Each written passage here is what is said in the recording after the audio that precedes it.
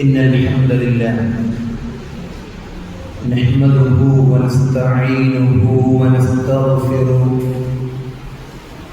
ونعوذ بالله من شرور أنفسنا ومن سيئات أعمالنا من يهده الله فلا مضل له ومن يضلل فلا هادي له وأشهد أن لا إله إلا الله وأشهد أن محمدًا عبده ورسوله أرسله بالهدى ودين الحق ليظهره على الدين كله ولو كره المشركون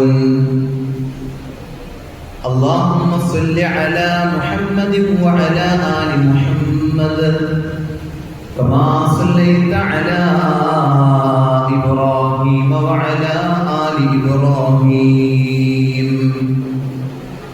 إنك حميد مجيد اللهم بارك على محمد وعلى آل محمد كما باركت على إبراهيم وعلى آل إبراهيم إنك حميد مجيد أما بعد فإن خير الحديث كتاب الله وخير الهدي هدي محمد صلى الله عليه وسلم وشر الأمور محدثاتها وكل محدثة بدعة وكل بدعة ضلالة وكل ضلالة في النار أعوذ بالله من الشيطان الرجيم بسم الله الرحمن الرحيم يا أيها الذين آمنوا اتقوا الله حق تقاته ولا تموتن إلا وأنتم مسلمون يا أيها الناس اتقوا ربكم الذي خلقكم من نفس واحدة وخلق منها زوجها وبث منهما رجالا كثيرا ونساء واتقوا الله الذي تساءلون به والأرحام إن الله كان عليكم رقيبا أعوذ بالله من الشيطان الرجيم يا أيها الذين آمنوا كتب عليكم الصيام كما كتب على الذين من قبلكم لعلكم تتقون تزود من التقوى فإنك لا تدري إذا جن ليل هل تعيش إلى الفجر فكم من عروس زينوها لزوجها وقد قبضت أرواحهم ليلة القدر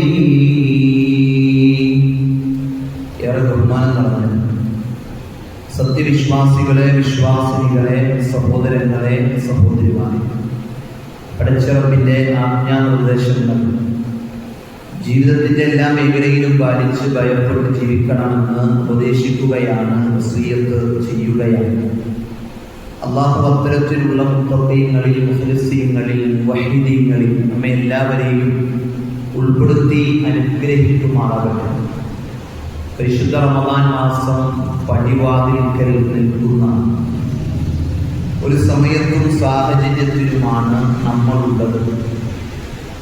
എത്രത്തോളമാണ് ആ റമദാനിന് വേണ്ടി നമ്മൾ ഒരുങ്ങിയിട്ടുള്ളത് എന്ന ചിന്ത വളരെ ഗൗരവമാണ്. പല നിലക്കും ആളുകൾ ഒരുങ്ങാറുണ്ട്. വീടുകൾ വൃത്തിയാക്കിയവരുണ്ട്, വസ്ത്രങ്ങൾ കഴുകി വൃത്തിയാക്കിയവരുണ്ട്, നിസ്കാരപ്പായകൾ വൃത്തിയാക്കിയവരുണ്ട്, അതുപോലെ തന്നെ നിസ്കാര കുപ്പായം വൃത്തിയാക്കിയവരുണ്ട്, വീട്ടിലെ മാറാലകളൊക്കെ തുടച്ച് തൂത്ത് വൃത്തിയാക്കിയവരുണ്ട്.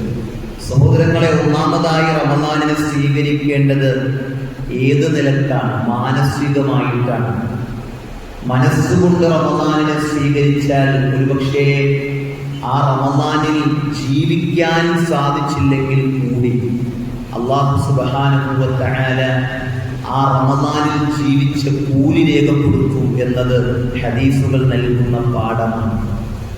നബി സല്ലല്ലാഹു അലൈഹി വസല്ലം അവിടുന്ന് പറയാം, അവിടുത്തെ ഹദീസിൽ കാണാം, ഒരു മനുഷ്യനെ സംബന്ധിച്ചിടത്തോളം ഹബീബുനാ മുഹമ്മദ് റസൂലുള്ളാഹി സല്ലല്ലാഹു അലൈഹി വസല്ലം പറയുകയാണ്, അന്ന റസൂലുള്ളാഹി സല്ലല്ലാഹു അലൈഹി വസല്ലം ഖാല മൻ സഅലല്ലാഹ തആല അശ്ശഹാദത ബിസ്സിദ്ഖിൻ, ആരെങ്കിലും അല്ലാഹുവിനോട് സത്യസന്ധമായി കൊണ്ട് ഷഹാദത്തിനെ ചോദിച്ചു കഴിഞ്ഞാൽ, രക്തസാക്ഷ്യത്തെ ചോദിച്ചു കഴിഞ്ഞാൽ, അല്ലാഹുവിന്റെ റസൂൽ പറയാ, ബല്ലഗഹുല്ലാഹു മനാസില ശുഹദാ, അല്ലാഹു അവനെ ഷഹീദുകളുടെ മൻസിലെത്തിക്കും, ശുഹദാക്കളുടെ സ്ഥാനത്ത് അവനെ എത്തിക്കും.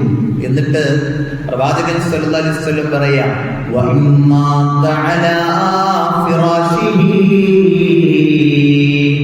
അവനവന്റെ വീട്ടിലെ വിരിപ്പിൽ കിടന്ന് മരിച്ചാലും ശരി, അവനവന്റെ വീട്ടിൽ വെച്ചാണ് മരിക്കുന്നത്, അവന്റെ വീട്ടിലെ ബെഡ്റൂമിൽ വെച്ചാണ് മരിക്കുന്നത്, അവന്റെ വീട്ടിൽ അവൻ കിടക്കുന്ന വിരിപ്പിൽ വെച്ചാണ് മരിക്കുന്നതെങ്കിൽ പോലും അല്ലാഹ് അവന് ഷഹീദിന്റെ കൂലി രേഖപ്പെടുത്തുന്നതാ. എന്റെ കാരണം അവൻ ആലോചിച്ചതും ആഗ്രഹിച്ചതും അത്രമേൽ വലുതായിരുന്നു, അത്രമേൽ ശ്രദ്ധയോടെ കൂടിയായിരുന്നു, ബിസ്ദിഖിൻ, സത്യസന്ധമായിട്ടായിരുന്നു. ഈ നിലക്ക് റമദാനിനെ കുതിക്കാൻ ഇവിടെ ഇരിക്കുന്ന ഈ ശബ്ദം കേൾക്കുന്ന നമുക്കൊക്കെ പറ്റിയിട്ടുള്ളൂ. പറ്റിയിട്ടില്ലെങ്കിൽ സഹോദരങ്ങളെ പറ്റണം. റമദാനിനെ എല്ലാ നിലക്കും അതിൽ ജീവിക്കാനുള്ളൊരു കൊതി നമ്മെ സംബന്ധിച്ചിടത്തോളം ഉണ്ടാകണം. സഹാബത്ത് വർഷം മുഴുവൻ റമദാനിനെ കുതിച്ചവരാണ്, വർഷം മുഴുവൻ. അതുകൊണ്ട് നബി സല്ലല്ലാഹു അലൈഹി വസല്ലമയുടെ സഹാബത്തിനെ കുറിച്ച് നമ്മൾ പഠിക്കുന്നത്, റമദാൻ കഴിഞ്ഞാൽ 6 മാസം അവർ പ്രാർത്ഥിക്കും. എന്താ? റബ്ബനാ തഖബ്ബൽ മിന്നാ, അല്ലാഹുവേ ഞങ്ങളിൽ നിന്ന് സ്വീകരിക്കണേ നാഥാ, അല്ലാഹുവേ ഞങ്ങളിൽ നിന്ന് സ്വീകരിക്കണേ എന്ന് പ്രാർത്ഥിക്കുമെങ്കിൽ ആ 6 മാസം കഴിഞ്ഞാൽ അവർ പ്രാർത്ഥിക്കുന്നത്, അല്ലാഹ് അടുത്ത റമദാനിനെ ഞങ്ങളിലേക്ക് കൊണ്ടുവന്ന് തരണേ അല്ലാഹ്, അടുത്ത റമദാനിൽ ജീവിക്കാനുള്ള ഭാഗ്യം നൽകണേ അല്ലാഹ്. ഈ നിലക്കൊക്കെ റമദാനിനെ മുൻകരുതലെടുത്തവർ എത്ര പേരുണ്ടാകും? വർഷം മുഴുവൻ റമദാനിനെ കുതിച്ചവരാണ് സ്വഹാബത്ത്. എനിക്ക് പറയാനുള്ളത്, ഒന്നാമത് നമ്മൾ നന്നാക്കേണ്ടത് നമ്മുടെ നിയ്യത്ത് തന്നെയാണ്, നമ്മുടെ ആത്മാർത്ഥം. മനസ്സിൽ ആ റമദാനുമായി ബന്ധപ്പെട്ട് നമ്മുടെ കൊതി ഉണ്ടല്ലോ, ആ കൊതി ആത്മാർത്ഥമായിട്ടായിരിക്കണം. റമദാൻ എന്ന് പറയുമ്പോൾ മറ്റുള്ളവരുടെ മുമ്പിൽ നാം പറയുന്ന പറച്ചിൽ സത്യസന്ധമായിരിക്കണം. ഒരു റമദാൻ വരുന്നുണ്ടല്ലോ, ഇന്ന് തറാവി ഒരുപക്ഷെ ഉണ്ടാകുമല്ലോ, നാളെ തുടങ്ങി നോമ്പ് തുടങ്ങണമെന്നൊക്കെ പറയുമ്പോൾ അത് സത്യസന്ധമായിരിക്കണം. ഒരു കപടത ആ വിഷയത്തിൽ നമുക്ക് പാടില്ല. കൃത്യമായി റമദാനിലേക്ക് പ്രവേശിക്കുമ്പോൾ അതിനുവേണ്ടി മനസ്സിനെ ഒന്ന് പാകപ്പെടുത്താൻ സാധിക്കണം. നോക്കി, ഒരു മനുഷ്യൻ, അഅറാബിയായ ഒരു മനുഷ്യൻ അല്ലാഹുവിന്റെ റസൂലിന്റെ അടുക്കലേക്ക് കടന്നു വരുന്നുണ്ട്. അന്ന റജുലൻ അഅറാബി ജാഅ ഇലൻ നബി സല്ലല്ലാഹു അലൈഹി വസല്ലം, അല്ലാഹുവിന്റെ റസൂലിന്റെ അടുക്കലേക്ക് കടന്നു വന്നിട്ട് ഫആമന ബി വത്തബഅഹു, അല്ലാഹുവിന്റെ റസൂലിൽ വിശ്വസിക്കുകയും അവിടത്തെ പിൻപറ്റുകയും ചെയ്തു. എന്നിട്ടോ അല്ലാഹുവിന്റെ റസൂലിനോട് പറഞ്ഞു, ഉഹാജിറു മഅക, പ്രവാചകരെ താങ്കളുടെ കൂടെ ഹിജ്റ പോകാൻ ഞാൻ ഒരുക്കമാണ്. ഹിജ്റ പോകാൻ ഞാൻ ഒരുക്കമാണ്. ഫൗസാ ബിഹി അന്നബിയ്യു സല്ലല്ലാഹു അലൈഹി വസല്ലം ബഅദ അസ്ഹാബി. ഇങ്ങനെയൊക്കെ പറഞ്ഞപ്പോൾ പ്രവാചകൻ സല്ലല്ലാഹു അലൈഹി വസല്ലമ സഹാബത്തിനോട് പറഞ്ഞു കൊടുത്തു. എന്താ പറഞ്ഞു കൊടുത്തേ? ഒരു യുദ്ധം കഴിഞ്ഞ് അവസാനിച്ചപ്പോൾ ഗനീമത്ത് വീതം വെച്ചപ്പോൾ അല്ലാഹുവിന്റെ റസൂൽ ഈ അഅറാബിയായ മനുഷ്യന് ഈ വീതം വെച്ചതിൽ നിന്നൊരു വീതം കൊടുത്തയച്ചു. ഈ വീതം വെച്ച ഗനീമത്ത് സ്വത്തിൽ നിന്നൊരു വീതം കൊടുത്തയച്ചു. ഈ മനുഷ്യന്റെ അടുക്കലേക്ക് ഈ വീതം എത്തുമ്പോ ഈ മനുഷ്യൻ സഹാബത്തിനോട് ചോദിച്ചു, അല്ല ഇതെന്താ? അവര് പറഞ്ഞു, ഗനീമത്തിന്റെ സ്വത്തിന്റെ വീതമാണ്, ഇതെനിക്ക് വേണ്ട എന്ന് പറഞ്ഞ് മടക്കി അയച്ചു. എന്നിട്ട് അല്ലാഹുവിന്റെ റസൂലിന്റെ അടുക്കലേക്ക് ചെന്നിട്ട് അല്ലാഹുവിന്റെ റസൂലിനോട് സല്ലല്ലാഹു അലൈഹി വസല്ലമയോട് ചോദിക്കുകയാ, അല്ലാഹുവിന്റെ റസൂലേ മഹാദാ, പ്രവാചകരെ എന്താണ് എനിക്ക് കൊടുത്തയച്ചത് എന്ന് ചോദിക്കുമ്പോ അല്ലാഹുവിന്റെ റസൂല് പറയാ, താങ്കൾക്കുള്ള വീതമാണ് കൊടുത്തയച്ചതെന്ന് പറയുമ്പോ ആ മനുഷ്യൻ പറയുന്ന വർത്തമാനം എന്തെന്നറിയോ? മഅലാ ഹാദാ ഇത്തബഅതുക. നബിയേ, ഈ ഒരു ധനത്തിനോ സമ്പത്തിനോ ഗനീമത്ത് സ്വത്തിനോ വേണ്ടിയല്ല ഞാൻ താങ്കളെ പിൻപറ്റിയത്, ഈ ആദർശം സ്വീകരിച്ചത് ഏതെങ്കിലും ഭൗതിക സുഖങ്ങൾ ലഭിക്കാൻ വേണ്ടിയല്ല, ഭൗതിക നേട്ടങ്ങൾ ലഭിക്കാൻ വേണ്ടിയല്ല, ഇവിടെയുള്ള പണമോ ഏതെങ്കിലും സൗകര്യങ്ങളോ മോഹിച്ചല്ല. ഈ മനുഷ്യൻ പറയാ, സമ്പത്ത് ദീനാറും ദിർഹമൊക്കെ ഗനീമത്ത് സ്വത്തിന്റെ വീതം കൊണ്ട് കൊടുത്ത ഈ മനുഷ്യൻ പറയാ, ഇതിനൊന്നും വേണ്ടിയല്ല ഞാൻ പ്രവാചകരെ താങ്കളുടെ കൂടെ പിൻപറ്റിയത്. നിങ്ങൾ ആലോചിച്ച് നോക്കി, എന്തു വലിയ ചിന്തയാണ്, എന്തു വലിയ ചിന്തയാ. ഇത്തവണത്തെ റമദാൻ ഗിഫ്റ്റ് വീതിച്ചപ്പോ എനിക്കെന്ത് തരായിരുന്നേ? അതിനെ പിണങ്ങി. നിങ്ങൾ ആലോചിക്കണേ, അതിനെ പിണങ്ങി. സക്കാത്ത് വീതിച്ചപ്പോ എനിക്കെന്ത്, ഞാൻ അവകാശിയല്ലേ എന്നതാണ് പിണക്കത്തിന് കാരണം. പലയിടത്തും ഞാൻ പറഞ്ഞത് ഇവിടത്തെ കാര്യമില്ല, പലയിടങ്ങളിലും ആളുകൾ പിണങ്ങുന്നുണ്ടെങ്കിൽ അതെ എന്തെങ്കിലും കിട്ടിയില്ല എന്ന് പറഞ്ഞ പിണങ്ങണെ. ഈ മനുഷ്യനാലോചിക്കുകയെ, ഗ്രാമീണനായ വിദ്യാഭ്യാസം ഇല്ലാത്ത എന്നാൽ അല്ലാഹുവിന്റെ റസൂലിൽ വിശ്വസിച്ച ഇസ്ലാം എന്ന മഹത്തായ മതത്തെ പുൽകിയ ഈ മനുഷ്യൻ പറയാ, സമ്പത്തിന് വേണ്ടിയല്ല പ്രവാചകരെ താങ്കളുടെ കൂടെ ഞാൻ പിൻപറ്റിയത്. പിന്നെയോ, അതാണ് വളരെ പ്രധാനപ്പെട്ട കാര്യം, വലാകിന്നി ഇത്തബഅതുക അലാ അൻ അർമി ഇലാ ഹൗനാ. ഞാൻ താങ്കളെ പിൻപറ്റിയെന്തിനാണെന്നറിയോ? എന്റെ ശരീരത്തിലേക്ക് ഒരു അമ്പ് വന്ന് തറക്കണം. ഞാനിങ്ങനെ യുദ്ധത്തിലൊക്കെ ഏർപ്പെടുമ്പോ ഒരു അമ്പ് വന്ന് എന്റെ ശരീരത്തിൽ തറക്കണം. വഅശാറ ഇലാ ഹൽഖിഹി ബിസഹ്മിൻ. എന്നിട്ട് അദ്ദേഹം ഇങ്ങനെ തൊണ്ട കാണിച്ചു കൊടുത്തു, ഇവിടെ തറക്കേണ്ടത്. ഈ തൊണ്ടയിൽ എന്ത് ചെയ്യണം? ഒരു അമ്പ് തറക്കണം. എന്നിട്ട് ഫഅമൂതു, എന്നിട്ട് ഞാൻ മരിക്കണം. ഫഅദ്ഖലൽ ജന്ന, എനിക്ക് അങ്ങനെ സ്വർഗ്ഗത്തിൽ പോകണം. ഈ മനുഷ്യന്റെ ആഗ്രഹം അദ്ദേഹം പ്രവാചകനോട് പറയാം സല്ലല്ലാഹു അലൈഹി വസല്ലം, ഒരു അമ്പ് വന്ന് തറച്ച് അങ്ങനെ ഞാൻ മരിച്ച് എനിക്കങ്ങനെ സ്വർഗ്ഗത്തിൽ പോകും. അല്ലാഹുവിന്റെ റസൂല് സല്ലല്ലാഹു അലൈഹി വസല്ലമ ഈ മനുഷ്യനോട് പറയുന്നുണ്ട്, താങ്കൾ പറഞ്ഞത് സത്യമാണെങ്കിൽ അല്ലാഹു താങ്കളെ സത്യപ്പെടുത്തട്ടെ. താങ്കൾ പറഞ്ഞത് ആത്മാർത്ഥമാണെങ്കിൽ താങ്കളുടെ വാക്കിനെ അന്ന് സത്യപ്പെടുത്തട്ടെ. റമദാൻ വരുന്നു, അല്ലാഹുവേ 30 നോമ്പുണ്ടെങ്കിൽ അത് 30 പിടിക്കാൻ തൗഫീഖ് നൽകണേ. നമ്മൾ ആത്മാർത്ഥമായിട്ട് ചിന്തിക്കുക, അല്ലാഹുവേ തറാവീഹ് ഒന്നുപോലും കളയാതെ പൂർണ്ണ അർത്ഥത്തിൽ ഈമാനോട് കൂടി ആ ഇമാമിന്റെ പിന്നിൽ ഒരു നിലക്കും ഓടിക്കളിക്കാതെ വളരെ ആത്മാർത്ഥമായി നിൽക്കാൻ അല്ലാഹുവേ തൗഫീഖ് നൽകണേ. അല്ലാഹുവേ അതുപോലെ തന്നെ നോമ്പ് പിടിക്കുന്നതോടൊപ്പം എനിക്ക് പല നിലക്കും നോമ്പ് തുറപ്പിക്കാനൊക്കെയുള്ള അവസരങ്ങളുണ്ടല്ലോ അല്ലാഹ്, അതിനെനിക്ക് എൻ്റെ മനസ്സിനെ നീ തോന്നിപ്പിക്കണേ അല്ലാഹ്. കുറേ ആഗ്രഹങ്ങൾ, പരിശുദ്ധ ഖുർആൻ എനിക്കൊരു 2ആവർത്തിയോ 3ആവർത്തിയോ ഒക്കെ ഓതാനുള്ള ഒരു തൗഫീഖ് എനിക്ക് നീ നൽകണേ അല്ലാഹ്. ഞാൻ കരുതിയിട്ടുണ്ട്, ഞാൻ ചിന്തിച്ചിട്ടുണ്ട്, ഇങ്ങനെയൊക്കെ ആകണം എന്ന് ഞാൻ പ്ലാൻ ചെയ്തിട്ടുണ്ട്. അതിനൊരു തൗഫീഖ് നൽകണേ അല്ലാഹ്. ഇങ്ങനെ ജമാഅത്തൊന്നും നഷ്ടപ്പെടാതെ എല്ലാ ജമാഅത്തിനും 1ാമത്തെ സഫിൽ വലതുഭാഗത്ത് നിൽക്കാൻ അല്ലാഹ് എനിക്ക് തൗഫീഖ് കിട്ടണേ അല്ലാഹ്. സുന്നത്ത് നിസ്കാരങ്ങളൊക്കെ മുടങ്ങാതെ നിർവഹിക്കാൻ എനിക്ക് സാധിക്കണേ അല്ലാഹ്. അതേപോലെ തന്നെ അദ്കാറുകളൊക്കെ ഞാൻ ചൊല്ലുന്നവനായി അങ്ങനെ ഓരോന്നും റബ്ബിനോട് നമ്മളിങ്ങനെ ആത്മാർത്ഥമായിട്ട് ഈ മനുഷ്യൻ പറഞ്ഞതുപോലെ പറഞ്ഞിട്ടുണ്ടെങ്കിൽ സഹോദരങ്ങൾ, അല്ലാഹുവിന്റെ റസൂല് പറയാ, നീ സത്യമാണ് പറഞ്ഞതെങ്കിൽ അന്ന് നിന്നെ സത്യപ്പെടുത്തട്ടെ. യുദ്ധം ഇങ്ങനെ തുടങ്ങി, ശത്രുക്കളുടെ ഇടയിലേക്ക് ഈ മനുഷ്യൻ ഓടിച്ചെന്നു. കുറച്ചു നേരം കഴിഞ്ഞപ്പോ സഹാബികൾ ഒരു മനുഷ്യനെ ഏറ്റിക്കൊണ്ട് വരുന്നുണ്ട്. അദ്ദേഹത്തിന്റെ തൊണ്ടയിൽ ഒരു അമ്പ് തറച്ചിട്ടുണ്ട്. അല്ലാഹുവിന്റെ റസൂല് ചോദിക്കുകയാണ്, നേരത്തെ പറഞ്ഞ മനുഷ്യനാണോ അത്? നേരത്തെ ഇവിടുന്ന് പോയ മനുഷ്യനാണോ അത് എന്ന് ചോദിക്കുമ്പോ അള്ളാന്റെ റസൂലിനോട് സഹാബത്ത് പറയുകയാണ്, അള്ളാഹുവിന്റെ റസൂലെ അത് ആ മനുഷ്യൻ തന്നെയാണെന്ന് പറയുമ്പോ അള്ളാന്റെ റസൂല് പറയാ, ആ മനുഷ്യൻ സത്യപ്പെടുത്തി, ആ മനുഷ്യൻ സത്യം പറഞ്ഞു, അള്ളാഹ് സത്യപ്പെടുത്തിയിരിക്കുന്നു. എന്നിട്ട് ആ മനുഷ്യന് കിട്ടിയ ഗുണങ്ങൾ എന്താണെന്നറിയോ? അള്ളാന്റെ റസൂലിന്റെ ജുബ്ബുണ്ടല്ലോ അതിങ്ങനെ ഊരിക്കൊടുത്തു, കഫൻ പൊതിയാൻ, അത് കഫൻ പൊതിയാൻ കൊടുത്തു. അള്ളാന്റെ റസൂല് ഇമാമായി നിസ്കരിച്ചു. അള്ളാഹുവിന്റെ റസൂൽ ആ മനുഷ്യന് വേണ്ടി പ്രാർത്ഥിച്ചു, അള്ളാഹുവേ ഈ മനുഷ്യൻ ഷഹീദാണ്, ഖുതില ഷഹീദാ അന ഷാഹിദുൻ അലൈഹി, ഷഹീദായി കൊണ്ടാണ് മരണപ്പെട്ടത്, ഞാൻ അവന്റെ മേൽ സാക്ഷിയാണ്. അല്ലാഹുവിന്റെ റസൂല് സല്ലല്ലാഹു അലൈഹി വസല്ലം പറയാ, സഹോദരങ്ങൾ, റമദാനിന് മുന്നിടുന്നവരെന്ന നിലയിൽ നമ്മുടെ നിയ്യത്ത്, നമ്മുടെ ആത്മാർത്ഥത ഒന്നാമതായി ശരിയാക്കണം എന്നുള്ളതാണ്. അങ്ങനെ നന്നാക്കിയാൽ തന്നെ കൂലിയുണ്ട്, നന്നാക്കിയാൽ തന്നെ പ്രതിഫലമുണ്ട്. ഒരു രോഗിയായ മനുഷ്യൻ, അയാൾക്ക് രോഗം ബാധിക്കുമ്പോൾ രോഗമല്ലാത്ത സമയത്ത് അയാൾ ചെയ്ത നന്മകളൊക്കെ എന്ത് ചെയ്യും? അയാളുടെ മേൽ രേഖപ്പെടുത്തും നന്മയായി.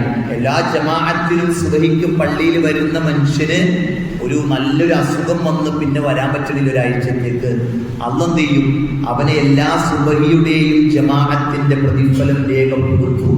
ആലോചിച്ചു, അതാണ് ദീൻ എന്ന് പറയുന്നത്, അതാണ് ഇസ്ലാം എന്ന് പറയുന്നത്. എത്ര സുന്ദരമായ മതമാണ് നമ്മുടെ. അതുകൊണ്ട് ഈ പരിശുദ്ധ റമദാനിലേക്ക് മുന്നിടുന്ന നമ്മുടെ നിയ്യത്ത് വളരെ പ്രധാനമായും നമ്മൾ ശ്രദ്ധിക്കണം. നമുക്ക് റമദാൻ മാസത്തിന്റെ പ്രത്യേകത എന്താണ്? ആ റമദാൻ മാസത്തിന്റെ പ്രാധാന്യം എന്താണ്? അല്ലാഹുവിന്റെ റസൂല് സല്ലല്ലാഹു അലൈഹി വസല്ലമ അവിടെ നിന്ന് പഠിപ്പിക്കുന്നുണ്ട്. ഒരു മനുഷ്യൻ, രണ്ട് മനുഷ്യന്മാർ അല്ലാഹുവിന്റെ റസൂലിന്റെ അടുക്കൽ വന്നിട്ട് ഇസ്ലാം സ്വീകരിച്ചു. അതിലൊന്നാമത്തെ മനുഷ്യൻ ഷഹീദായിക്കൊണ്ട് മരണപ്പെട്ടു. രണ്ടാമത്തെ വ്യക്തിയോ തൻ്റെ വീട്ടിൽ റൂമിൽ കിടന്നാണ് 1 വർഷം കഴിഞ്ഞിട്ട് മരിച്ചത്. നമ്മൾ ആലോചിക്കേണ്ടത് എന്താണെന്നറിയുമോ? ഷഹീദിന് അല്ലാഹുവിന്റെ റസൂൽ എത്ര കൂലികളാണ് പറഞ്ഞിട്ടുള്ളത്. നമുക്ക് നബി സല്ലല്ലാഹു അലൈഹി വസല്ലം പറയാം, ഒന്നാമത്തെ ശരീരത്തിൽ ഉണ്ടാകുന്ന മുറിവിലൂടെ പുറത്തു വരുന്ന രക്തം കൊണ്ട് അവന്റെ പാപങ്ങളൊക്കെ പുറത്തു കിട്ടുമെന്ന, ഒരു ഷഹീദിന്റെ പാപങ്ങളൊക്കെ പുറത്തു കിട്ടും ഒന്നാമത്തെ മുറിവിലൂടെ. രണ്ടാമത്തെ കാര്യം എന്താണെന്നറിയോ?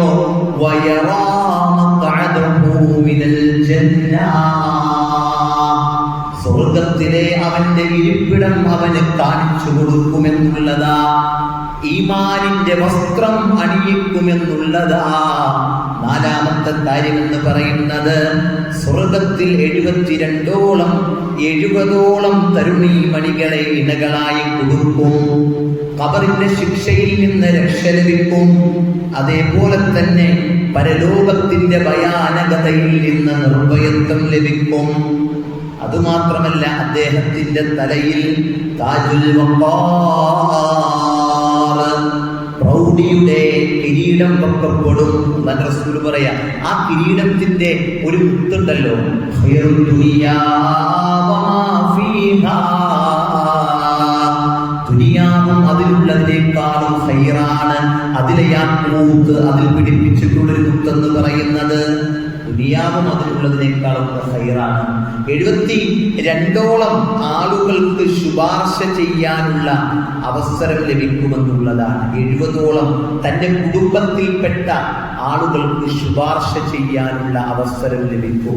സഹോദരങ്ങളെ, ഇങ്ങനെയുള്ള ഷഹീദിനേക്കാളും മുമ്പിൽ തന്റെ വീട്ടിൽ കിടന്ന് മരിച്ച വ്യക്തി സ്വർഗത്തിൽ പ്രവേശിച്ചു എന്ന് അല്ലാഹുവിന്റെ റസൂലിന്റെ അടുക്കൽ സഹാബത്ത് അത്ഭുതത്തോടു കൂടി ഈ കാര്യത്തെ നോക്കിക്കാണുമ്പോ അല്ലാഹുവിന്റെ റസൂലിന്റെ ചോദ്യം എന്താണെന്നറിയോ? അല്ല, നിങ്ങൾ എന്തിനാ അത്ഭുതപ്പെടണേ?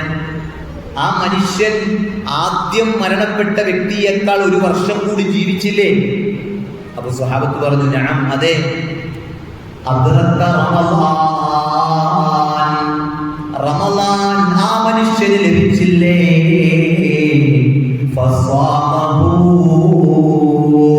എന്നിട്ട് ആ മനുഷ്യൻ നോമ്പെടുത്തില്ലേ?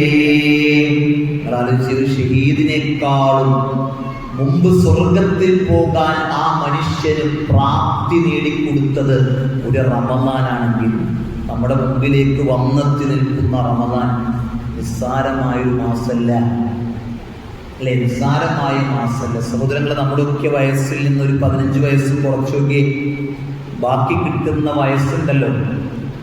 ഒരു ബോധമുള്ള പ്രായപൂർത്തിയായ നമുക്ക് പ്രതിഫലം ലഭിക്കുന്നതും തെറ്റ് ചെയ്താൽ കുറ്റം കിട്ടുന്നതുമായ ഒരു സമയം തുടങ്ങുന്ന സമയമല്ലേ? എത്ര വർഷം നമുക്ക് റമദാൻ ലഭിച്ചു, എന്നിട്ട് എന്തു മാറ്റാണ്, എന്താണ് ആ റമദാനിലൊക്കെ നമ്മൾ ചെയ്തിട്ടുള്ളത് എന്ന് നമ്മളൊന്ന് വിലയിരുത്തണം. ഓരോ വിലയിരുത്തലുകളും നമുക്ക് നന്മയിൽ മുന്നേറാൻ നമ്മെ അനുവദിക്കുന്ന കാര്യമാണ്. അതുകൊണ്ട് ഈ റമദാൻ മാസം നമ്മളിലേക്ക് കടന്നു വരുമ്പോൾ 3 രൂപത്തിലാണ് റമദാനിനെ ആളുകൾ സ്വീകരിക്കാറ്. ആഗ്രഹിച്ചും കൊതിച്ചും റമദാനിനെ കാത്തിരിക്കുന്നവരുണ്ട്. രണ്ടാമത് വെറുപ്പോടെയും, ഇനിയിപ്പോ ഉച്ചക്ക് ഭക്ഷണം കഴിക്കാൻ പറ്റൂലല്ലോ, അതല്ലെങ്കിൽ ഇനി പതിവ് പോലൊന്നും പറ്റൂലല്ലോ എന്നൊക്കെ ഭാരത്തോടെ റമദാനിനെ കാണുന്നവരുണ്ട്. മൂന്നാമത്തെ ഒരു വിഭാഗം എന്ന് പറഞ്ഞാല് അവർക്ക് റമദാനായാലും വേണ്ടില്ല, റമദാൻ അല്ലെങ്കിലും വേണ്ടില്ല, ഒരു മാറ്റം അവരെ സംബന്ധിച്ചിടത്തോളം ഇല്ല. അവർക്ക് റമദാൻ എന്തിന്, അതൊന്നൊരു കുഴപ്പമില്ല. ഇങ്ങനെ 3 കൂട്ടരെ നമുക്ക് സമൂഹത്തിൽ കാണാൻ പറ്റും. ഒന്നാമത്തെ വിഭാഗത്തിൽപ്പെടാൻ നമുക്ക് പറ്റണം. റമദാനെ കുതിച്ച് ആഗ്രഹിച്ച് അതിങ്ങനെ വരുമ്പോ പരമാവധി നമുക്ക് നന്മകൾ ചെയ്യുന്നിടത്തേക്ക് അതിനെ ശ്രദ്ധിക്കാൻ നമുക്ക് പറ്റും. ഏറ്റവും വലിയ കാര്യം എന്താ സഹോദരങ്ങളെ? ജീവിതത്തിൽ വിജയിച്ചവൻ എന്ന് പറയുന്നത് ആരാ? SSLC പരീക്ഷയ്ക്ക് ഫുൾ A+ കിട്ടിയ കുട്ടിയാണോ വിജയിച്ചവൻ എന്ന് പറയുന്നത്? +2 പരീക്ഷയ്ക്ക് റാങ്ക് വാങ്ങിയ കുട്ടിയാണോ വിജയിച്ചവൻ എന്ന് പറയുന്നത്? ഏതെങ്കിലും MBBS-നോ അതല്ലെങ്കിൽ ഏതെങ്കിലും ഭൗതിക വിദ്യാഭ്യാസങ്ങൾക്ക് ഉയർന്ന റാങ്ക് വാങ്ങുമ്പോഴാണോ അവൻ വിജയിച്ചു എന്ന് പറയുന്നത്? അല്ല. പരിശുദ്ധ ഖുർആൻ കൃത്യമായി പഠിപ്പിച്ച കാര്യമാണ്. നമുക്കൊക്കെ കാണാതറിയുന്ന എല്ലാ ശരീരവും മരണം ആസ്വദിക്കുന്നതാണ്. മരിക്കാത്ത ഒരു മനുഷ്യനുമില്ല. എല്ലാവരും മരണം ആസ്വദിക്കുമ്പോ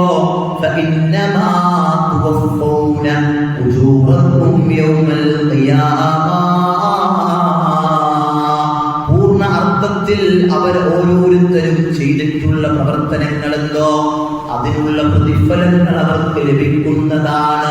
എന്നിട്ടെന്താ പറയാ?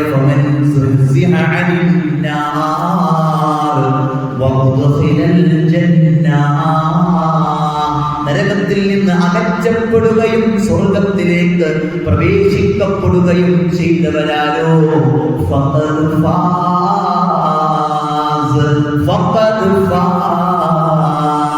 അവരാണ് വിജയിച്ചവർ. അവരാണ് വിജയിച്ചവർ. സഹോദരങ്ങളെ, സ്വർഗം കിട്ടണം, നരകത്തിൽ നിന്ന് മോചനം കിട്ടണം, അല്ലെ? സ്വർഗത്തിൽ പ്രവേശിച്ച ഒരാളെയും പിന്നീട് നരകത്തിലേക്ക് ഇടൂല. എന്തൊരു കാരുണ്യവാനാന്ന! സ്വർഗം കാണിച്ചു കൊടുത്തിട്ടേ പിന്നെ നരകത്തിലേക്ക് ഒരാളെ ഇടൂല. എന്നാലോ നരകത്തിൽ കിടന്ന് കരിക്കട്ടയായ മനുഷ്യന്മാരെ മാഉൽ ഹയായിൽ മുക്കിക്കൊണ്ട് അന്നെന്ത് ചെയ്യും? സ്വർഗത്തിലേക്ക് അവസാനം പ്രവേശിപ്പിക്കും, അല്ലെ? റഹ്മാനാണ് അല്ലാഹു സുബ്ഹാനഹു വ തആല, റഹീമാണ് അല്ലാഹു സുബ്ഹാനഹു വ തആല. എന്നിട്ട് നല്ല ഉന്മേഷവാന്മാരായി, നല്ല സൗന്ദര്യവതന്മാരായി അവർ സ്വർഗത്തിലേക്ക് പ്രവേശിക്കുമെന്ന് നബി സല്ലല്ലാഹു അലൈഹി വസല്ലം പഠിപ്പിക്കുന്നുണ്ട്. അപ്പോ നമ്മൾ ആലോചിക്കേണ്ടത് എന്താണ്? ജീവിതത്തിന്റെ വിജയം എന്ന് പറയുന്നത് അത് സ്വർഗപ്രവേശനമാണ്. എന്നാലോ അതിനുള്ള എല്ലാ അവസരങ്ങളും തുറന്നു കിട്ടുന്ന മാസം അതാണ് റമദാൻ മാസം എന്ന് പറയണേ. ഇദാ ജാഅ റമദാൻ ഫുതിഹത് അബ്വാബുൽ ജന്ന. റമദാൻ എന്ന് കടന്നു വന്നു കഴിഞ്ഞാൽ സ്വർഗീയ 8 കവാടങ്ങളും തുറക്കപ്പെടുന്നതാ. വഉലിഖത് അബ്വാബുൻ നാർ. നരകത്തിന്റെ കവാടങ്ങളൊക്കെ കൊട്ടിയടക്കപ്പെടുകയാണ്. 7 കവാടങ്ങളുണ്ടെങ്കിൽ ആ 7 കവാടങ്ങളും അടക്കപ്പെടുന്ന മാസമാ. ഒരു കവാടം പോലും തുറന്ന് കിടക്കപ്പെടുന്നില്ല. ഒരു കവാടം പോലും സ്വർഗത്തിന്റെ തുറക്കാതെയുമില്ല എന്ന് പഠിപ്പിക്കുമ്പോ സഹോദരങ്ങളെ, ഈ റമദാൻ കൊണ്ട് സ്വർഗം നമുക്ക് കിട്ടണ്ടേ? നരകമോചനം നമുക്ക് വേണ്ടേ? അല്ലാഹുവിന്റെ റസൂൽ സല്ലല്ലാഹു അലൈഹി വസല്ലം പറയാ, ആകാശ ലോകത്ത് നിന്ന് വിളിച്ചു പറയുന്നവർ വിളിച്ചു പറയും, യാ ബാഇയൽ ഖൈർ, നന്മ ഉദ്ദേശിക്കുന്നവരെ, അഖ്ബിൽ നീ ഇതിനെ സ്വീകരിച്ചു കൊള്ളുക. യാ ബാഇയശ്ശജ്ജി അഖ്സിർ ഏ തിന്മയെ കരുതുന്നവരെ ഇതിനെ നീ ആ തിന്മകളെ കുറച്ചു കൊള്ളുക എന്ന് വിളിച്ചു പറയും. ആകാശലോകത്ത് നിന്നുള്ളതാ വലില്ലാഹി മുത്ഖാഉം മിനന്നാർ. ആ റമളാനിൽ നരകമോചനമുണ്ട്. വദാലിക കുല്ലു ലൈല, അത് എല്ലാ രാത്രികളിലും ഉണ്ട് എന്ന് ഹബീബുനാ മുഹമ്മദ് റസൂലുള്ളാഹി സ്വല്ലല്ലാഹു അലൈഹി വസല്ലം നമ്മെ പഠിപ്പിക്കുക. എല്ലാ രാത്രികളിലും നരകമോചനമുള്ളൊരു മാസം. സഹോദരങ്ങളെ, നമുക്ക് കഴിഞ്ഞ റമളാനിൽ നമ്മുടെ നരകമോചനം സാധ്യമായിട്ടുണ്ടാകുമോ? നമ്മൾ ചിന്തിക്കണം. അപ്പോൾ ഇങ്ങനെയൊക്കെ ചിന്തിച്ച് ഈ മാസത്തിന്റെ നന്മകളൊക്കെ മനസ്സിലാക്കി ആ മാസത്തിലേക്ക് പ്രവേശിക്കാൻ നമ്മളെ കൊണ്ട് സാധിക്കുമ്പോഴാണ് സഹോദരങ്ങളെ അതിനൊരു ഹൈറുള്ളത്. അല്ലെ, പിശാചുക്കളെ ചങ്ങലക്കിടുന്ന മാസമാണ്. പണ്ഡിതന്മാർ വിശദീകരിച്ചു, മർദ്ദത്തുൽ ജിന്ന്, ജിന്നുകളിൽപ്പെട്ട മല്ലന്മാരായിട്ടുള്ള ഏറ്റവും കൂടുതൽ മനുഷ്യനെ തിന്മയിലേക്ക് കൊണ്ടുപോകുന്നവരെ എന്ത് ചെയ്യും? അള്ള ചങ്ങലക്കിടും. റമളാനിലും തിന്മകൾ ജീവിതത്തിൽ വരുന്നുണ്ടെങ്കിലോ അവന്റെ ഈമാനിന്റെ അവസ്ഥ നമ്മൾ ആലോചിക്കണം. അത്ര അല്ലെ മല്ലന്മാരെയൊക്കെ പിടിച്ചിട്ടേക്കാണ്, എന്നിട്ടും തിന്മകളിലൂടെയാണ് സഞ്ചരിക്കുന്നതെങ്കിൽ അവന്റെ ഈമാൻ എത്ര ദുർബലമാണ് എന്ന് നമ്മൾ ആലോചിക്കണം. അതുകൊണ്ട് നല്ലൊരു ഒരുക്കം ഈ ഒരു അവസാന സമയത്തൊക്കെ നമുക്ക് വേണം. ആ റമളാനിലാണ് ലൈലത്തുൽ ഖദർ ഉള്ളത്. അല്ലേ, ലൈലത്തുൽ ഖദരി ഖൈറും മിൻ അൽഫി ശഹർ, 1000 മാസങ്ങളേക്കാൾ. സഹോദരങ്ങളെ, ജീവിതത്തിൽ അല്ലാഹ് ആയുസ് തന്ന എത്ര വർഷം ജീവിക്കാൻ പറ്റും? അല്ലെ, അഅ്മാറു ഉമ്മത്തി മാ ബൈന 60 വ 70. ഈ ഉമ്മത്തിന്റെ കാലയളവ് എന്ന് പറഞ്ഞാൽ 60ന്റെയും 70ന്റെയും ഇടയ്ക്കാണ് ഈ ഉമ്മത്തിന്റെ കാലയളവ് എന്ന് പറഞ്ഞു. എന്നാലോ 1000 മാസം എന്ന് പറയുമ്പോൾ സഹോദരങ്ങളെ ഏകദേശം 83 വർഷം ഇബാദത്തെടുത്തതിന്റെ കൂലി കിട്ടുന്നതാണ് ഒരു ലൈലത്തുൽ ഖദർ ഒരാൾക്ക് കിട്ടിക്കഴിഞ്ഞാൽ. ഒരുങ്ങിയോ നമ്മൾ അല്ലെ, കച്ചവടം ഒന്നുകൂടി നമ്മളിങ്ങനെ ഓടാൻ വേണ്ടി റെഡിയായിരിക്കും. ഇനി ഭക്ഷണം പോലും കഴിക്കണ്ടല്ലോ, കുറച്ചും കൂടി ഓടാന്നാണ് ചില ആൾക്കാർ റമളാനിനെ കണക്കാക്കി. അങ്ങനെയൊന്നുമല്ല, റമളാനിൽ പരമാവധി സമയത്ത് സേവ് ചെയ്യാൻ പറ്റണം. കുറച്ചൊക്കെ എന്ത് ചെയ്യാന്ന് വെച്ചാല് കുറച്ച് ലാഭം കുറഞ്ഞാലും നമ്മുടെ സ്ഥാപനത്തിൽ ഒരാളെ നിർത്തി അയാൾ നോക്കുന്ന ഇടത്തേക്കൊക്കെ മാറി നമുക്കൊന്ന് ഇബാദത്തിലൊക്കെ ഒഴിഞ്ഞിരിക്കാൻ പറ്റുന്ന ക്രമീകരണം ചെയ്യാൻ പറ്റുന്നവരൊക്കെ എന്ത് ചെയ്യണം?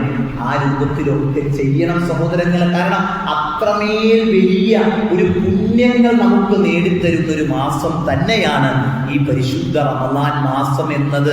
ആ ഗൗരവത്തിൽ തന്നെ നമ്മൾ എടുക്കണം. റമളാനിൽ ഈ ഓടുന്നത് പല മാസങ്ങളിൽ ഓടുന്നതിനേക്കാളും ചില ആളുകൾ അധികമായി ഓടുന്ന ഒരു മാസമാണ് റമളാൻ മാസം എന്നുള്ളത് ശ്രദ്ധിക്കണം. നമ്മുടെ അമലുകൾ നമ്മൾ ചുരുങ്ങിപ്പോകുന്ന ഒരു സാഹചര്യം ഉണ്ടാകാൻ പാടില്ല എന്നുള്ളതാണ്. അപ്പൊ റമളാൻ മാസത്തിലേക്ക് നമ്മൾ ഇങ്ങനെയൊക്കെ പ്രവേശിക്കുമ്പോൾ അതിൽ നമുക്ക് ശ്രദ്ധിക്കേണ്ട ചില കാര്യങ്ങൾ കൂടിയുണ്ട്.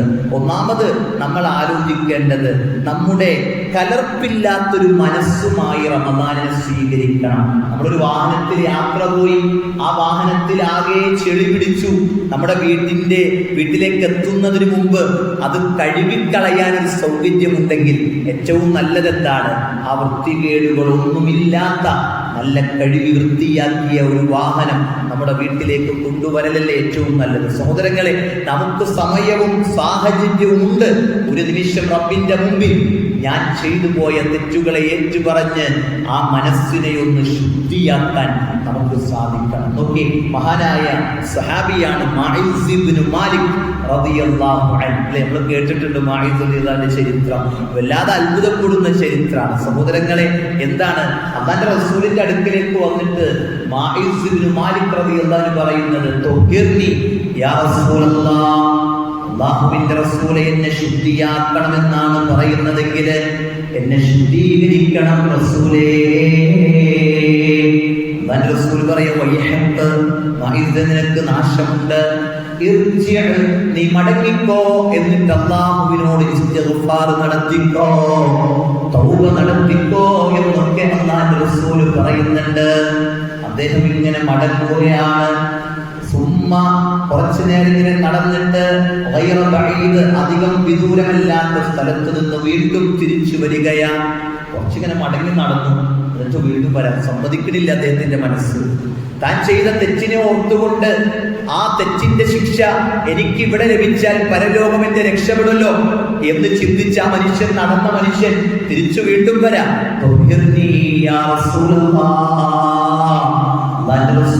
ശുദ്ധീകരിച്ചാണെന്ന് പറയുമ്പോ അങ്ങനെ 3 പ്രാവശ്യം ആ സംഭവം ആ ഹദീസിൽ റിപ്പോർട്ട് ചെയ്യണം. ആ ഭാഗം ഒന്ന് പോകും, കുറച്ചു തിരിച്ചു, പിന്നെ പ്രവാചകൻ മടക്കി വിടും, പിന്നെ തിരിച്ചു. പിന്നെ ചോദിച്ചാൽ അല്ലാഹുവിന്റെ റസൂൽ 4-മതായിട്ട് എന്തിൽ നിന്നാണ് മഈസേ ഞാൻ എന്നെ ശുദ്ധിയാക്കേണ്ടത്?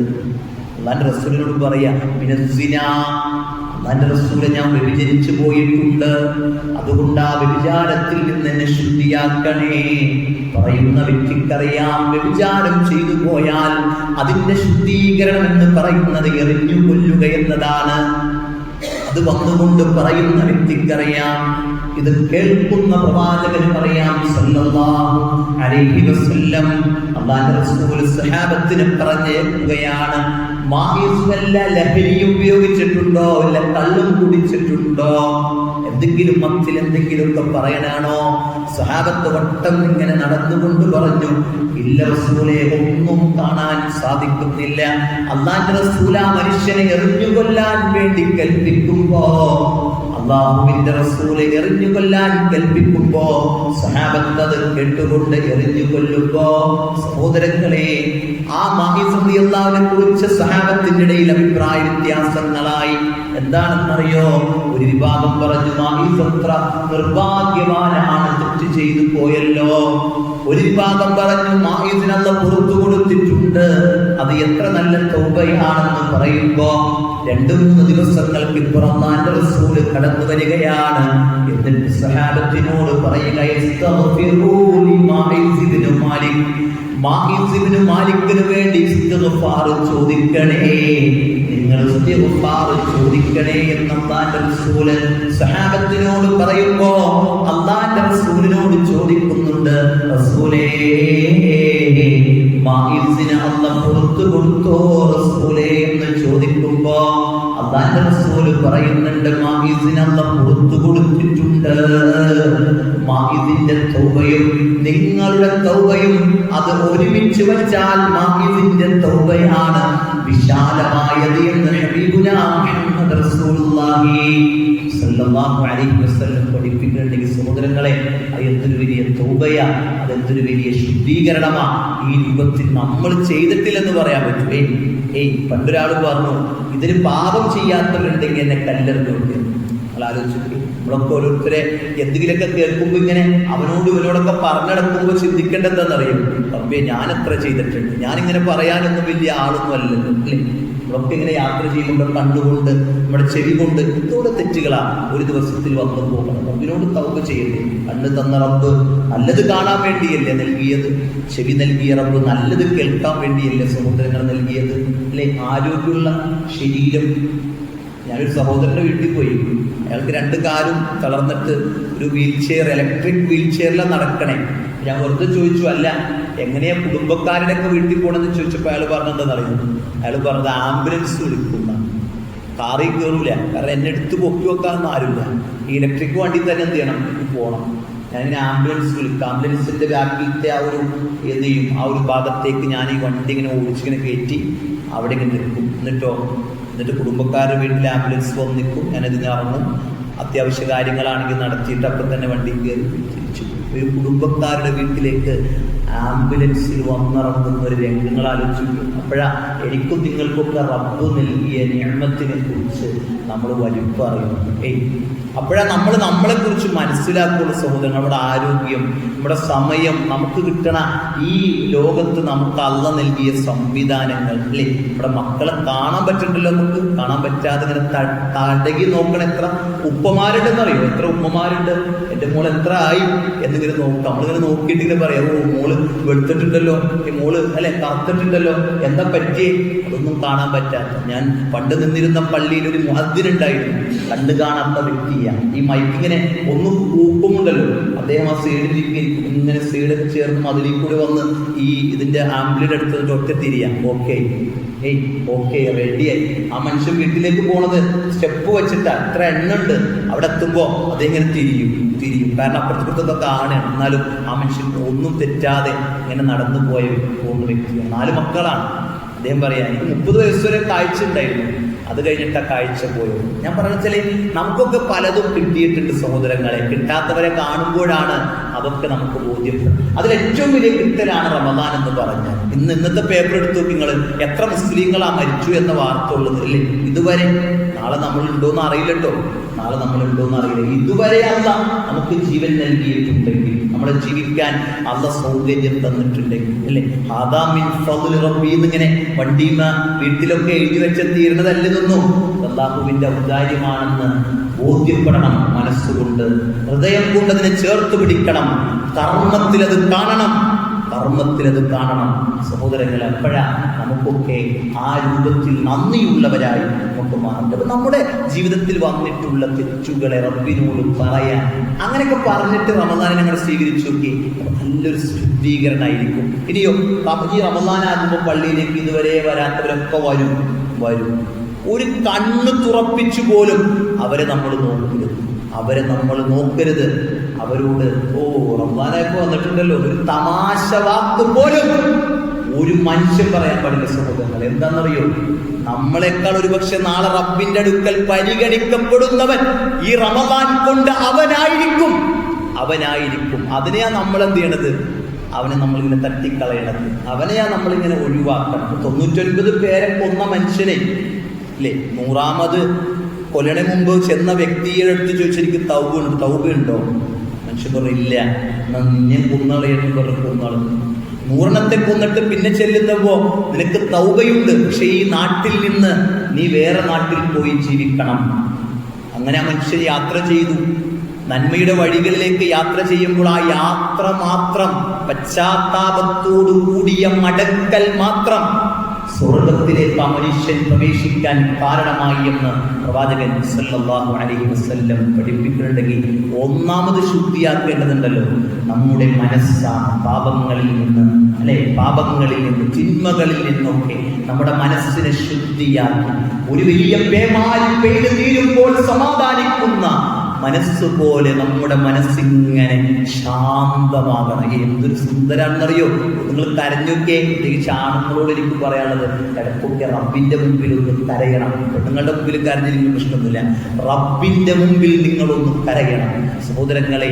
ആ കരയുന്ന വലിയ കടുത്ത പാറകൾ പോലും ഒട്ടിയൊലിച്ച് നീറുറവുകൾ പുറത്തു വരുന്നുണ്ടെങ്കിൽ നമ്മൾ കരഞ്ഞില്ലെങ്കിലുണ്ടല്ലോ, മരവിച്ച മനസ്സാകും നമ്മുടെ. അതുകൊണ്ട് റബ്ബിന്റെ മുമ്പിൽ ഒറ്റക്കിരുന്ന് നമുക്ക് കരയാൻ പറ്റണം. അതിനുള്ള സമയങ്ങളാണ്. എല്ലാവരും പള്ളിയിൽ നിന്ന് വേഗം എഴുന്നേറ്റ് പോകുമ്പോൾ നമ്മൾ ഇരിക്കണം, നമ്മൾ ദുആ ചെയ്യണം, നമ്മൾ ഇസ്തിഗ്ഫാർ നടത്തണം, നമ്മൾ തൗബ നടത്തണം. ഇതൊക്കെ ശ്രദ്ധിക്കണം സഹോദരങ്ങളെ. രണ്ടാമത്തെ വിഷയം എന്താണെന്നറിയോ? തൗബ നടത്തുന്നതോടൊപ്പം തന്നെ ബന്ധങ്ങൾ ഊട്ടിയുറപ്പിക്കാൻ പറ്റും. ഒരു ഖുതുബയില് അല്ലാഹുവിന്റെ റസൂല് സല്ലല്ലാഹു അലൈഹി വസല്ലം പഠിപ്പിച്ച ഒരു ഹദീസ്. ആ ഹദീസ് എന്താണെന്നറിയോ? അല്ലാഹുവിന്റെ റസൂല് പറയാ, ലാ യദ്ഖുലുൽ ജന്ന,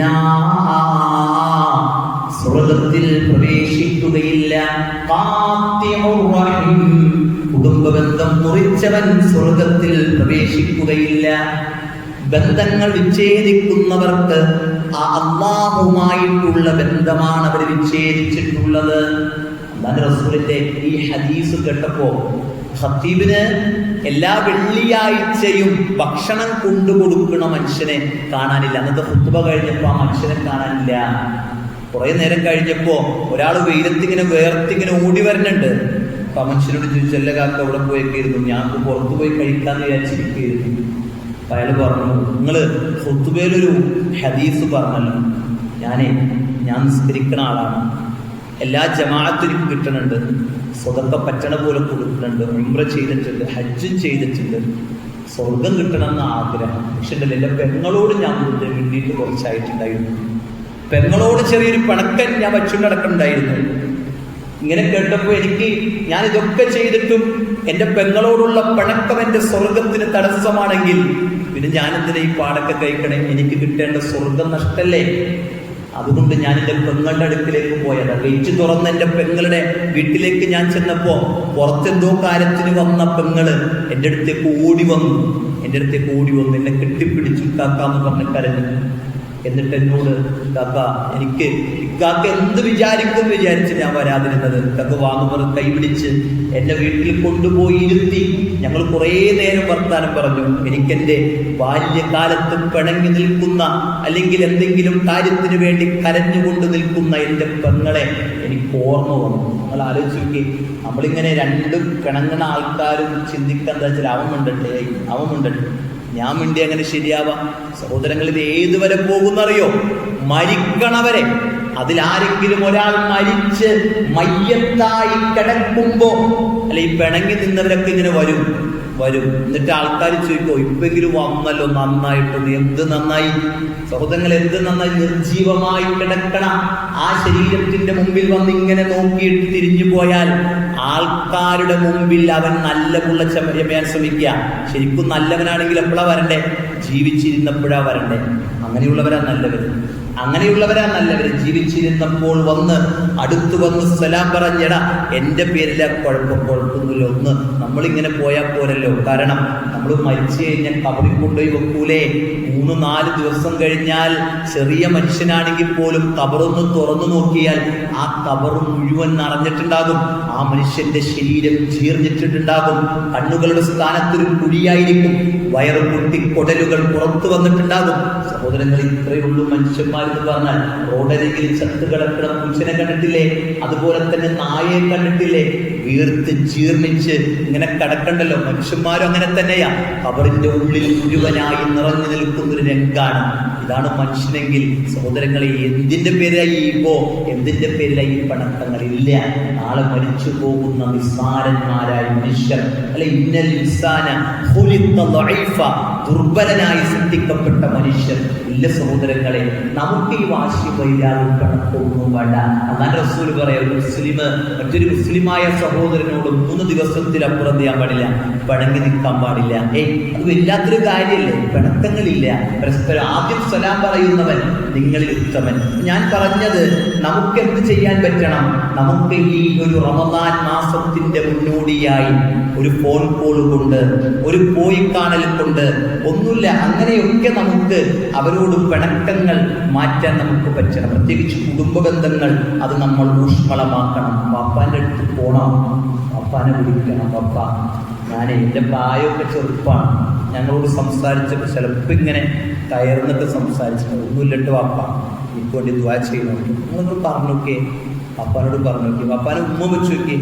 പാപ്പക്ക് എന്താ ആഗ്രഹം എന്നറിയും? ആ മനുഷ്യനിങ്ങനെ ഗൗരവം ഇങ്ങനെ പിടിച്ചിട്ട് നടക്കില്ലേ? അതാണ് പാപ്പ എന്ന് പറയുന്നത്.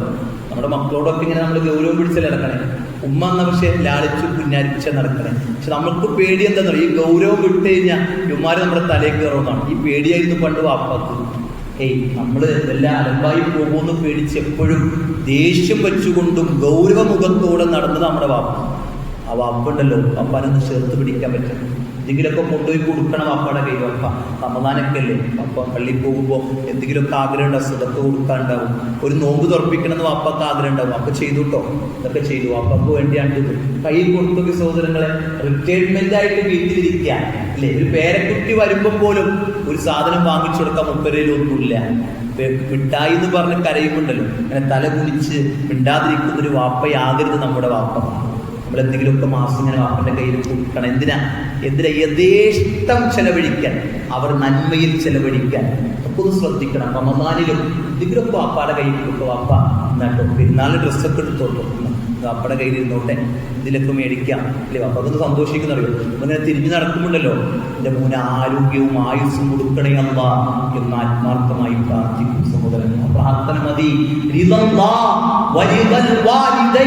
അല്ലേ? അള്ളാന്റെ തൃപ്തി ആരുടെ തൃപ്തിയില്ല? മാതാപിതാക്കളുടെ തൃപ്തിയിലാണെങ്കിൽ. അള്ളാന്റെ കോപം മാതാപിതാക്കളുടെ കോപം ആപത്തിലാണ്. അതുകൊണ്ട് നമ്മുടെ സ്വർഗങ്ങളാണ് അവരെ നമ്മൾ പരിഗണിക്കണം അല്ലേ. നിങ്ങളങ്ങനെ പള്ളിയിൽ പോകണമെന്ന് ചോദിക്കണം അല്ലേ, അതിനൊക്കെയുള്ള സൗകര്യങ്ങൾ ഉണ്ടാക്കി കൊടുക്കണം. കുഴപ്പമില്ല, ഞാൻ വരാന്നൊക്കെ പറഞ്ഞ് നമുക്ക് പറ്റണ രൂപത്തിലൊക്കെ അവരെ സഹകരിപ്പിക്കണം. ഭാര്യയായിട്ട് പിണങ്ങി നിൽക്കണവരുണ്ടാകും, അപ്പൊ മാറ്റം. ഭാര്യനോടൊന്നും ഒരു ദിവസം പോലും പിണങ്ങി നിൽക്കരുത് സഹോദരങ്ങളെ. ഭർത്താക്കന്മാരോട് പിണങ്ങി നിൽക്കരുത്, വാശി പാടില്ല അല്ലേ. ഞാനിപ്പോ വീട്ടിൽ നിന്ന് ഇങ്ങനെ സലാം പറഞ്ഞിറങ്ങിയപ്പോ എൻ്റെ അടുത്ത് ചോദിച്ചു ബൈക്കിന് പോണോ? ഞാൻ പറഞ്ഞു കുഴപ്പമൊന്നുമില്ല, പോണോ, ബസ്സിന് പോയാൽ മതി, ഉറക്കം വരില്ലേ, തിരിച്ചു വരാനുള്ളതല്ലേ. എന്തൊരു സ്നേഹാവർക്ക്. ഈ വരണ വരെ അവർ പ്രാർത്ഥിക്കില്ല നമുക്ക് വേണ്ടി ഇല്ലേ.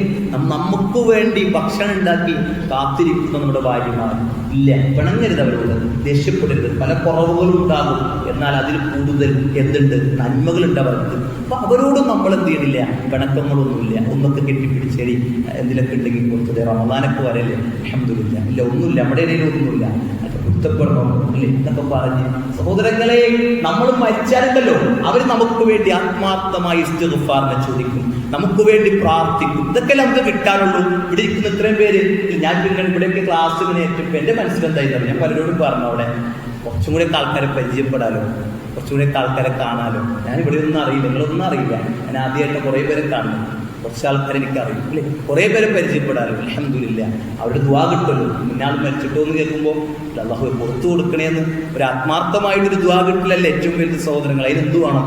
നല്ല ഇണക്കം വേണം അല്ലെ. ഇടക്കിടക്കൊക്കെ കാണുമ്പോൾ സലാത്തൊക്കെ പറഞ്ഞ് നല്ല ബന്ധങ്ങൾ ഉണ്ടാക്കണം. ആ ബന്ധങ്ങൾ നിലനിർത്തണം. ബന്ധങ്ങൾ മുറിയണ ഒന്നും നമ്മുടെ ഭാഗത്ത് ഉണ്ടാകരുത്. ഒരു സംസാരം പോലും, ഒരു നോട്ടം പോലും വേണ്ട. എല്ലാം നല്ലതായി നമ്മൾ കണക്കാക്കിയാൽ ഇൻഷാ അല്ലാഹ് നല്ല രൂപത്തിൽ നമുക്ക് ശ്രദ്ധിക്കണം. സമയം ക്രമീകരിക്കണം. റമദാന്റെ മുന്നൊരുക്കങ്ങളിലൂടെ ഏറ്റവും പ്രധാനപ്പെട്ടത് സമയം ക്രമീകരിക്കണം. വെറുതെ ഇങ്ങനെ പോകരുത്. എന്താ നോമ്പ്? ചിലരുടെ നോമ്പ് എന്താണെന്ന് അറിയൂ, രാവിലെ അത്താഴത്തിന് എഴുന്നേറ്റ്, അവിടെ അത്താഴം ഇടത്താഴം എന്ന് പറയൂടെ, ഇടത്താഴം എന്ന് പറയാം. ഓക്കെ, ചിലർക്ക് അത്താഴം എന്ന് പറയുന്നത്. അപ്പോൾ ഇടത്താഴത്തിന് എഴുന്നേറ്റു രാവിലെ, എന്നിട്ടോ നേരത്തെ എഴുന്നേക്കും. 12 മണിക്ക് എഴുന്നേൽക്കണവരുണ്ട്, 1 മണി 2 മണിക്കൊക്കെ എഴുന്നേക്കണം. എന്നിട്ട് നന്നായിട്ട് ഭക്ഷണം കഴിച്ചിട്ട് എന്ത് ചെയ്യും, പിന്നെയും കടക്കും. സുബഹിക്ക് ഇനിയും സമയമുണ്ടല്ലോ എന്ന് വിചാരിച്ചിട്ട്. എന്നിട്ട് പിന്നെ സുബഹി എപ്പോഴാണ് നിസ്കരിക്കണേ? പിന്നെ എഴുന്നേൽക്കുമ്പോഴാണ് 6 മണി 7 മണി 8 മണിക്ക് നിസ്കരിക്കുന്ന ആൾക്കാർ. ചിലർ 9 മണിക്ക് നിസ്കരിക്കുന്നവരുണ്ട്. ഒരു വീട്ടിൽ ചെന്നപ്പോൾ കുളിച്ച് റെഡി ആയിട്ട് ഒരാൾ നിസ്കരിക്കാം. ഞാൻ ചോദിച്ചു ഗുഹയായിരിക്കുമല്ലോ. അപ്പോഴാ പിന്നെ മനസ്സിലായത്, ഇങ്ങനെ കൈകുട്ടി നിന്നപ്പോൾ എനിക്ക് മനസ്സിലായത് ഗുഹയിരിക്കുമല്ലോ. ചില മയ്യത്ത് നിസ്കരിക്കാൻ വേണ്ടി ചില ആൾക്കാർ ഗുഹറിൽ പള്ളിയിൽ വരും. എന്നിട്ട് അവർ മയ്യത്ത് വന്നിട്ടില്ലെങ്കിൽ നിസ്കരിക്കും 2 റക്അത്ത്. അപ്പം പള്ളിക്ക് കയറിയ സുന്നത്തായി പോകുന്നു. അപ്പോഴാണ് നോക്കുമ്പോഴാ രണ്ടാമത്തെ റക്അത്തിൽ എന്തുണ്ടാവും, കൈ ഉയർത്തിപ്പിടിച്ച് കുനൂത്തുൽ സുബഹി നിസ്കരിക്കുന്നവർക്ക്. ഇവരൊക്കെ എന്താ ഇതിൻ്റെയൊക്കെ ഒരു കോലം അല്ലേ. ഇങ്ങനെ റമദാനിൽ പോലും സുബഹി 9 മണിക്കും 8 മണിക്കൊക്കെ നിസ്കരിക്കുന്ന ആൾക്കാരുണ്ട്. എന്നിട്ട് കുളിച്ച് റെഡിയായി ഓഫീസിലേക്ക് പോയി, പിന്നെ ളുഹറിന് എവിടെയെങ്കിലൊക്കെ പള്ളിയിൽ പോയി അവിടെയും കിടന്ന് കുറച്ചേരം ഉറങ്ങി, അസറിന് വീട്ടിലേക്ക് എത്തി, പിന്നെ സമൂസയും അല്ലെ കട്ട്ലേറ്റും ഒക്കെ അന്വേഷിച്ച് നടന്ന് മഗ്‌രിബായി. ആ മഗ്‌രിബിന് കുറേ ജ്യൂസും അല്ലെ കുറേ വെള്ളവും കുടിച്ചിട്ട് പറയും ഇന്നത്തെ നോമ്പ് ഭയങ്കര ത്യാഗമായിരുന്നു അല്ലെ, ഭയങ്കര ദാഹമായിരുന്നു. എന്തൊക്കെ ഉണ്ടായി? ഒന്നും ഉണ്ടായിട്ടില്ല നോമ്പ്. ഈ ഒരു നോമ്പായിരിക്കും. സമയം ക്രമീകരിക്കാം. നോക്കി, അള്ളാന്റെ റസൂൽ സല്ലല്ലാഹു അലൈഹി വസല്ലമ അത്താഴത്തിന് ഇങ്ങനെ എഴുന്നേൽക്കും അല്ലേ. അത്താഴത്തിന് എഴുന്നേൽക്കണം. അവിടെ നിന്ന് എപ്പോഴാ അവിടെ നിന്ന് എഴുന്നേൽക്കുന്നത്? അത് സുബഹി ബാങ്കിനോട് അടുത്ത നേരത്താണ്. ഏകദേശം ബാങ്ക് കൊടുക്കണേ മുമ്പ് 50 ആയത്ത് ഓതാനുള്ളൊരു സമയത്തിന്റെ ഗ്യാപ്പ്. 15 മിനിറ്റ് മുമ്പ്, ബാങ്കിന് 15 മിനിറ്റ് മുമ്പ് എന്ത് ചെയ്യും, അവിടുത്തെ അത്താഴം കഴിക്കൽ കഴിയും. എന്നിട്ട് എന്താ അവരുടെ പണി? സഹാബത്ത് പറഞ്ഞു, ഞങ്ങൾ 50 ആയത്ത് ഓതാനുള്ള സമയം എടുത്തിട്ടുള്ളൂ ബാങ്ക് കൊടുക്കാൻ. അത്താഴം കഴിഞ്ഞിട്ട് അല്ലെങ്കിൽ ഇടയത്താഴം കഴിഞ്ഞിട്ട് അവര് 50 ഖുർആൻ ഓതുന്ന ഒരു ശീലമായിരുന്നു ആർക്കുള്ളത്? സലഫുകൾക്കുള്ളത്. നമ്മളെന്താ പറയാ, ഒരു എന്ന് വിളിക്കണോ, നിസ്കാരം പോണേ മുമ്പ് വിളിക്കണം. കാരണം 1/2 മണിക്കൂറുണ്ട് പല ഭാഗത്ത് സുബഹി. ചില ഭാഗത്ത് നോമ്പാകുമ്പോൾ സുബഹിയുടെ സമയം വെട്ടിക്കുറക്കണ സ്ഥലങ്ങളുണ്ട്. എന്തിനാണെന്നറിയും? ഇത് ഉറങ്ങാനുള്ള സൗകര്യമാണ്, അല്ല വേറൊന്നുമില്ല. എന്താ ഉറങ്ങാനുള്ള സൗകര്യം? ഈ 1/2 മണിക്കൂറൊക്കെ വെച്ച് കഴിഞ്ഞാൽ ഇടത്താഴത്തിലൊക്കെ എഴുന്നേറ്റ് ഉറങ്ങാതെ സുബഹിക്ക് വന്ന പിന്നെ 20 മിനിറ്റ് പള്ളിയിൽ ഇരിക്കേണ്ടി വരും. 20 മിനിറ്റൊക്കെ പിന്നെ വെറുതെ ഇരിക്കാന്ന് വെച്ചാൽ ഭയങ്കര സമയമല്ലേ. ബാങ്കിന് ഇക്കാമത്തിനും ഇടയിലുള്ള സമയം എന്താണ്? ദുആക്ക് ഉത്തരം കിട്ടുന്ന സമയമാണ്.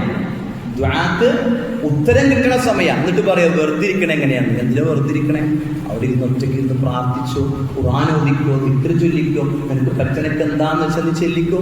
അല്ലെ, എത്ര വലിയ ഭംഗിയുള്ള സമയമാണ്. എന്നിട്ടോ പള്ളിയിലേക്ക് നമ്മൾ ബാങ്ക് കൊടുത്തപ്പോ ഒതുവെടുത്ത് നമ്മൾ അവിടെ നിന്ന് എന്ത് ചെയ്തു? സുബഹിന്റെ സുന്നത്ത് നിസ്കരിച്ച് പള്ളിയിലേക്ക് ഒരാൾ നടന്നു പോകാനുള്ള ദൂരമുള്ളെങ്കിൽ എന്ത് ചെയ്യാം? ഒതുവെടുത്ത് നടന്ന് പള്ളിയിലേക്ക് വന്നു. അല്ലേ, അല്ലാണ്ട് റസൂൽ പറയാ വലത്തേക്കാലിന് ഒരു നന്മ ഇടത്തേക്കാലിന്റെ തിന്മ മായ്ക്കപ്പെടും.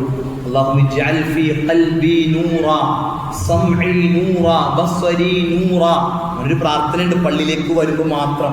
അല്ലേ, ഇത് പഠിക്കണം. എന്നിട്ടോ എല്ലാ നിലക്കും പ്രകാശത്തെ ചോദിക്കണം. പള്ളിയിൽ കയറിയപ്പോ അല്ലെ പള്ളിയിൽ കയറി 2 റക്അത്ത് ചെയ്ത് തഹിയ്യത്ത് നിസ്കരിച്ചു. എന്നിട്ടോ നമ്മൾ അവിടെ ഇരുന്നു. സുബഹിന്റെ ജമാഅത്തിൽ നമ്മൾ 1ാമത്തെ സഫിൽ പങ്കെടുത്തു. അല്ലാഹുവിന്റെ റസൂൽ പറയാ പൂർണ്ണമായൊരു ഹജ്ജ് ചെയ്ത കൂലിയുണ്ട മനുഷ്യന്, പൂർണ്ണമായി ഹജ്ജ് ചെയ്ത കൂലിയുണ്ട മനുഷ്യന്.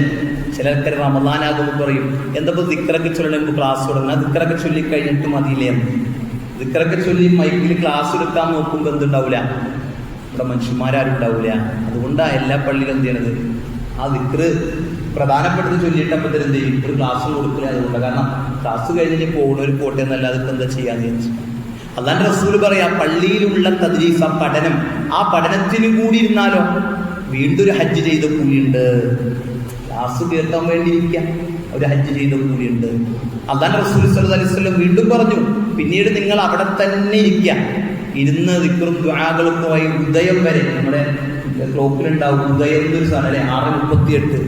ഉദയം വരെ ഇരുന്ന് 15 മിനിറ്റും കൂടി കഴിഞ്ഞ് 2 റക്അത്ത് നിസ്കരിച്ചാൽ അല്ലാഹുവിന്റെ റസൂൽ പറയാ പൂർണ്ണമായി ഉംറ ചെയ്ത കൂലിയുണ്ട്. ഒരു സുബഹിക്ക് വന്ന കിട്ടുന്ന കൂലി എത്ര എന്നാലോചിച്ചു. അത് റമദാനിലാകുമ്പോൾ കണക്കില്ലാതെ അത് തരൂലേ. അതുകൊണ്ട് നഷ്ടപ്പെടുത്തരുത്. അല്ലാഹുവിന്റെ റസൂൽ പറയാ ഒരാൾ പള്ളിയിലേക്ക് വന്നിട്ട് അവിടെ നിന്ന് ഖുർആൻ ഒരു ആയത്ത് ഓതിയാൽ അടുത്തുള്ള അങ്ങാടിയിൽ ചെന്ന് ഒരു തടിച്ചു കൊഴുത്ത ഗർഭിണിയായ ചുവന്ന ഒട്ടകത്തെ വാങ്ങി വീട്ടിലേക്ക് കൊണ്ടുവന്ന് അത് സ്വതക്ക കൊടുക്കുന്നതിനേക്കാൾ ഹൈറാണ്. സഹാബത്ത് ചോദിച്ചു, ഈ തടിച്ചു കൊഴുത്തെന്നൊക്കെ പറഞ്ഞല്ലോ, ഇന്നത്തെ കാലത്ത് ഏറ്റവും വിലയുള്ളൊരു വാഹനം വാങ്ങണ കാശാവും ആ ഒരു ഒട്ടകത്തിന്. ഇന്നത്തെ കാലത്തൊരു വലിയ പ്രൈസുള്ള വാഹനം ഉണ്ടല്ലോ, അതിന്റെ മൂല്യമാണ് ആ ഒട്ടകം എന്ന് പറയുന്നത്. ഒരായത്ത് ഓതിയാൽ ഇതാരെ കേൾക്കണേ? സഹാബത്ത കേൾക്കണേ. സഹാബത്ത് ചോദിച്ച് 2 ആയത്ത് ഓതിയാലോ? 2 തടിച്ചൊട്ടകത്തേക്കാൾ. 3 ആയാലോ? 3 എണ്ണത്തേക്കാൾ. 4 ആയാലോ? 4 എണ്ണത്തേക്കാൾ. അങ്ങനെ ചോദിച്ചപ്പോൾ അല്ലാഹുവിന്റെ റസൂൽ എത്രയാണോ നിങ്ങൾ ഓതുന്നത് അതിനേക്കാളും ഖൈറാണ് എന്ന് പ്രവാചകൻ സല്ലല്ലാഹു അലൈഹി വസല്ലം പഠിപ്പിക്കുന്നുണ്ട്. സഹോദരങ്ങൾ, അതുകൊണ്ട് നമ്മുടെ നോമ്പിന് നമ്മൾ അത്താഴത്തിന് എഴുന്നേൽക്കണം. ഇവിടെ അത്താഴത്തിന് എഴുന്നേൽക്കുമ്പോൾ 3 നന്മകൾ അവിടെ കിട്ടുക. ഒന്നെന്താണെന്നറിയുന്നു? ഒന്ന് ബർക്കത്ത് ലഭിക്കുന്ന പറഞ്ഞത് അല്ലെ, അസ്സുഹൂറു ബർക്ക, അത്താഴത്തിന് ബർക്കത്തുണ്ട്. അതേപോലെ തന്നെ നബി സല്ലല്ലാഹു അലൈഹി വസല്ലം പറഞ്ഞു തസഹറൂ, നിങ്ങൾ അത്താഴം കഴിക്കണം എന്ന്. അല്ലാഹുവിന്റെ റസൂലിന്റെ കൽപ്പനയെ സ്വീകരിക്കുന്നു. 2ാമത്തെ പുണ്യാണ് അവിടെ. അല്ലാഹുവിന്റെ റസൂൽ കൽപ്പിച്ചത് എന്ത് ചെയ്യുന്നു? നമ്മൾ സ്വീകരിക്കുന്നു. 3ാമത്തെ കാര്യം എന്താ? ജൂത ക്രിസ്ത്യാനികളിൽ നിന്ന് എന്ത് ചെയ്യും? വ്യതിരക്തമാകും. അവരെന്തെങ്കിലും അത്താഴം കഴിക്കാത്തവരാണ്. അപ്പൊ ഈ 3 പുണ്യങ്ങൾ കിട്ടുകയാണ്. ഇനി എന്താ അത്താഴത്തിന് കഴിക്കാം? ഇനി ഒന്നും വേണ്ടെങ്കിൽ എന്ത് ചെയ്യാം? ഒരു ഇറക്ക് വെള്ളമെങ്കിലും കുടിച്ച് അത്താഴം കഴിക്കുക. അല്ലാഹുവിന്റെ റസൂൽ ഈത്തപ്പഴം അത്താഴത്തിന് കഴിച്ചിരുന്നു എന്ന് ഹദീസുകളിൽ കാണാം. നമുക്ക് പരമാവധി പറ്റുമെങ്കിൽ എന്താ ചെയ്യാം? ഈത്തപ്പഴം. ഞാൻ പല ക്ലാസ്സിലും പറയാറുണ്ട്, നിങ്ങൾ ഈത്തപ്പഴം മതി എന്ന് പറഞ്ഞ ഭാര്യയുടെ പകരം ദുആ കൂടി കിട്ടും. എന്താണ്?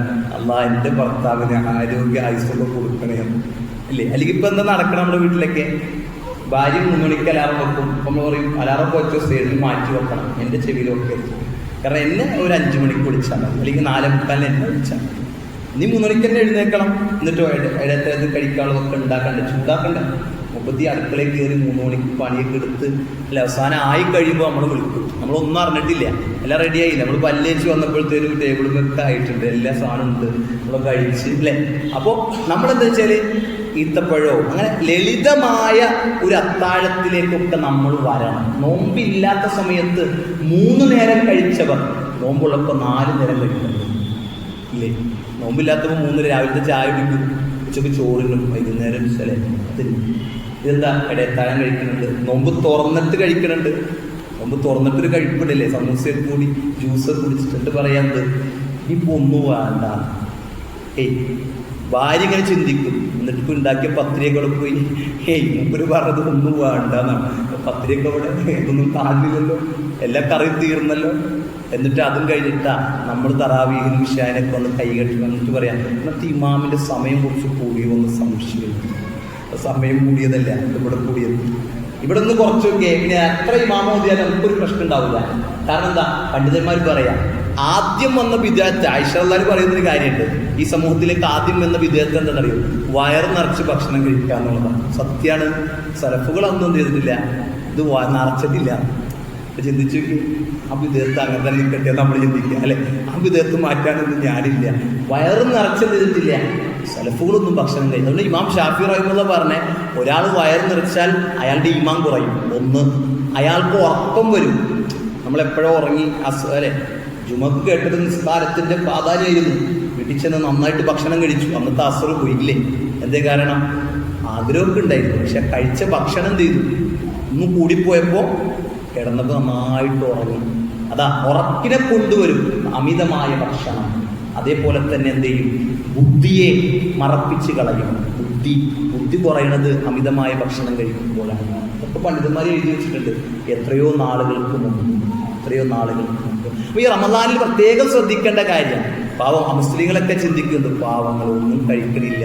നമ്മുടെയൊക്കെ കഴിക്കലവർ കണ്ടാലുണ്ട് അവർ പറയും ഇതിനേക്കാളും ഭേദം എന്തെങ്കിലുമൊക്കെ കഴിക്കണേ. ഉച്ചക്കൊക്കെ രാത്രി എന്തൊക്കെ കഴിക്കാം. തറാവീ കഴിഞ്ഞിട്ടും പോയി കഴിക്കണവരുണ്ട്. ഇത് നിൽക്കണില്ല, ഇതൊരു പ്രോസസ്സായിട്ട് ഇങ്ങനെ പോവുക, ഇങ്ങനെ റൗണ്ട് അടിച്ച്. ഞാൻ പറഞ്ഞത് ഇതൊരു തീറ്റയുടെ മാസാക്കാൻ പാടില്ല. ശ്രദ്ധിക്കണം, ആവശ്യം ഒരു ശ്രദ്ധ. ഞാൻ പറയാറുണ്ട്, ഇപ്പോൾ നമുക്ക് ഇവിടെയൊക്കെ സൗകര്യം ഉണ്ട് അൽഹംദുലില്ലാ. നമ്മുടെ ഭാര്യയും നമ്മളൊക്കെ ഉള്ളുകയും എന്ത് ചെയ്യാം, ഒരു വട്ടപാത്രത്തിൽ നോമ്പ് തുറക്കാനുള്ള എന്തെങ്കിലും 2 പത്തിരിയോ ചെറിയൊരു കറിയൊക്കെ ആക്കിയിട്ട് എന്ത് ചെയ്യുക, അത് അടച്ചു വെച്ചിട്ട് സ്കൂളിൽ പണ്ട് പോകൂലേ അതേപോലെ എന്ത് ചെയ്യുക, അതിട്ട് ഇങ്ങോട്ട് പോരാ. മഗ്‌രിബിന് മുമ്പ് പോരാ. എന്നിട്ടോ മഗ്‌രിബ് ഇവിടെ നിന്ന് നോമ്പ് തുറന്ന് നിസ്കാരത്തിന് ജമാഅത്തിൽ ഒരു തിരക്കും ഉണ്ടാവില്ല. മറ്റെന്താ, നിസ്കാരം കഴിഞ്ഞ് സുന്നത്ത് സ്കരിച്ച് ഒരു പായല നമ്മൾ ആരും കാണില്ല. 5 മിനിറ്റ് ആയപ്പോൾ എല്ലാവരും പോയിട്ടുണ്ട്. ഇതൊന്നുമില്ല. വളരെ സമാധാനത്തോടെ സുന്നത്തൊക്കെ നിസ്കരിച്ച് ദിക്റൊക്കെ എടുത്ത് ഒരു 7 മണിയായപ്പോഴത്തേനും എന്ത് ചെയ്തു, നമ്മുടെ എല്ലാ ഇബാദത്തും മഗ്‌രിബിന്റെ കഴിഞ്ഞു. എന്നിട്ട് എന്തെങ്കിലും കൊണ്ടുവന്ന് കഴിച്ചു. പിന്നീട് കഴിക്കാൻ ഓപ്ഷൻ ഇല്ല. കാരണം എന്താ, നമ്മളോട് കൊണ്ടുവന്നേക്കാം. വീട്ടിലാണെങ്കിലോ ഒരു ജ്യൂസ് കൂടെയാണ് അടുക്കി, എന്തായാലും തണ്ണിമത്തിൽ ഇരിപ്പുണ്ടല്ലോ, നാളെ വേറെ വാങ്ങാം അല്ലേ. അങ്ങനെ ആയിട്ടെന്ന് വെച്ചാൽ വീണ്ടും അത് ഒരു കിടപ്പാണ്. എന്നെ വിളിക്കണോട്ടോ, ശബാങ്കുറക്കും വിളിക്കണോട്ടോ, ഒന്ന് കിടക്കട്ടെ, ഭയങ്കര ക്ഷീണമുണ്ട്, അന്ന് ഭയങ്കര വെയിലായിരുന്നു, ഓട്ടം കൂടുതലായിരുന്നു. നമ്മൾ വീണ്ടും കിടന്നു. ഇവിടെ ആകുമ്പോൾ കിടക്കൂല. ഇവിടെ ആകുമ്പോൾ എന്ത് ചെയ്യും, ആ കുറച്ച് കഴിച്ചിട്ടുള്ളൂ, പിന്നെ ചെയ്യാൻ പറ്റും. 7:15 മുതൽ എത്ര മണിക്ക് നമ്മുടെ ഇഷാദ് റമദാൻ അത് ഏകദേശം 8:30 ആവൂലേ അല്ലേ. ആ സമയം വരെ നമുക്ക് 1 മണിക്കൂറുണ്ടല്ലോ, നല്ല ഫ്രഷ് ടൈം. പള്ളിയിൽ ഒരാളുണ്ടാവില്ല, നമ്മളെന്നെ ഉണ്ടാവും. എന്തൊക്കെ ഇബാദത്തൊക്കെ സഹോദരങ്ങളെ, നമ്മളിതൊക്കെ നഷ്ടപ്പെടുത്തും. നമ്മളിങ്ങനെ വെറും ആ സമയം എന്ത് ചെയ്യണം, ഭക്ഷണത്തിൻ്റെ ഒപ്പം. ഞാൻ പറഞ്ഞു അതൊക്കെ ഒന്ന് ശ്രദ്ധിക്കണം നമ്മുടെ ഇടയിൽ. അതേപോലെ തന്നെ വെറും വയറിന് മാത്രം നോമ്പായി കൂടാ. മല്ലം യദഅ ഖൗല الزൂരി വൽ അമല ബിഹി ഫലൈസ ലില്ലാഹി ഹാജത്തൻ അൻ യദഅ തആമഹു വശറാബ. ഒരാൾ അവൻ്റെ ചീത്ത വർത്തമാനവും മോശപ്പെട്ട സ്വഭാവവും ഒഴിവാക്കാതെ അവൻ്റെ നോമ്പ്, അവൻ വെള്ളം കുടിക്കാതിരുന്നിട്ടോ ഭക്ഷണം കഴിക്കാതിരുന്നിട്ടോ അതിലൊരു ആവശ്യവും അല്ലാഹില്ല എന്നാണ് നബി സല്ലല്ലാഹു അലൈഹി വസല്ലമ പഠിപ്പിക്കുന്നത്. അതേപോലെ തന്നെ നമ്മൾ ശ്രദ്ധിക്കേണ്ടതെന്ന് വെച്ചാൽ റമദാനിലെ ഇത് പറഞ്ഞെത്രത്തോളം പ്രാവർത്തികമാകുമെന്ന് അറിയില്ല. എന്തായാലും ഇനി പറയാനുള്ളതെന്ന് വെച്ചാൽ അവസാനത്തെ 10ലേക്ക് പെരുന്നാളിൻ്റെ ഡ്രസ്സ് എടുക്കുന്ന അവസരങ്ങൾ ഉണ്ടാകരുത്. നല്ല ആൾക്കാരൊക്കെ നേരത്തെ എടുത്ത് കഴിഞ്ഞിട്ടുണ്ട്, റെഡിയാക്കിയിട്ടുണ്ട്. അപ്പോൾ കൊടുക്കേണ്ടടുത്ത് കൊടുത്തു. ഇനി എന്ത് ചെയ്താൽ മതി, ഒന്ന് വാങ്ങേണ്ട വിഷയമുള്ളൂ. ഇതെന്ത് ചെയ്യില്ല. ഇപ്പം ആൾക്കാർ പറയുന്നത് ആ ടെക്സ്റ്റൈൽസ് സൂപ്പറാണ് കേട്ടോ, നോമ്പ് തുറക്കുണ്ട്. ഞാൻ അങ്ങനെ പറയാറുണ്ട്. ഇനിയിപ്പോൾ തറാവീഹും വരും ടെക്സ്റ്റൈൽസ്. ഇനി കുറച്ചാളാകുമ്പോൾ, കാരണം വെച്ചാൽ അവിടെ തറാവീഹുണ്ട്, പിന്നെ ജമാഅത്തൊന്നും നഷ്ടപ്പെട്ടില്ല. പെണ്ണുങ്ങൾ അവിടെ എന്തെങ്കിലും കാട്ടട്ടെ, ഇത് നിസ്കരിക്കാലോ എന്ന് ചിന്തിക്കും ആൾക്കാർ. ലുലുമാളിലൊക്കെ റമദാനിൽ പോണ ആൾക്കാരെന്താ പറയാ, അവിടെ പള്ളി ഉണ്ടല്ലോ. എന്താ അതിനുള്ള ന്യായീകരണം നോക്കി. ഇനി വരും. ഞാൻ പറഞ്ഞ കാലം മാറുമ്പോൾ പല നിലക്കുള്ള ചൂഷണം ചെയ്യാൻ എന്തൊക്കെ ഉണ്ടോ അതൊക്കെ വരും. നമ്മൾ ശ്രദ്ധിക്കണം. നമ്മുടെ ഇബാദത്തുകൾ നഷ്ടപ്പെട്ടു പോകരുത്. ഒരു സമയം പോലും വെറുതെ പോയി എന്ന് തോന്നരുത്. ഓരോ ദിവസവും വിലയിരുത്തണം. ഇന്നത്തെ ദിവസം എന്തായിരുന്നു? രാവിലെ ഞാൻ അദ്കാറുകൾ ചൊല്ലിയിട്ടുണ്ടോ? ഞാൻ നിസ്കാരത്തിന് എല്ലാ ജമാഅത്തിനും കിട്ടിയിട്ടുണ്ടോ? എൻ്റെ ഖുർആൻ പാരായണം എവിടെ എത്തിയിട്ടുണ്ട്? ഖുർആൻ ഇമാം ബുഖാരി റഹിമഹുല്ല അല്ലേ, അദ്ദേഹം റമളാനിൽ 60 പ്രാവശ്യം ഖത്തം തീർക്കുമായിരുന്നു. റമളാനിൽ 60 പ്രാവശ്യം ഖത്തം തീർക്കുമായിരുന്നു. നമ്മൾ ഒരെണ്ണം തന്നെ ഓടിച്ചിട്ടങ്ങനെ എത്തണില്ല. 60 നോക്കി, പകലിൽ ഒരെണ്ണം, രാത്രി ഒരെണ്ണം. അതാണ് ഇമാം ബുഖാരി റഹിമഹുല്ലൊക്കെ നടത്തിയത്. സഹാബത്ത് 7 ദിവസത്തിൽ ഒരിക്കൽ ഖത്തം തീർക്കുമായിരുന്നു. റമളാൻ ആയിക്കഴിഞ്ഞാൽ 3 ദിവസം കൊണ്ടൊക്കെ എന്ത് ചെയ്യും? ഖത്തം തീർക്കും. അവരൊക്കെ ആ ഖുർആനിൽ ജീവിക്കുകയായിരുന്നു, ആ ഖുർആൻ ഓതുകയായിരുന്നു.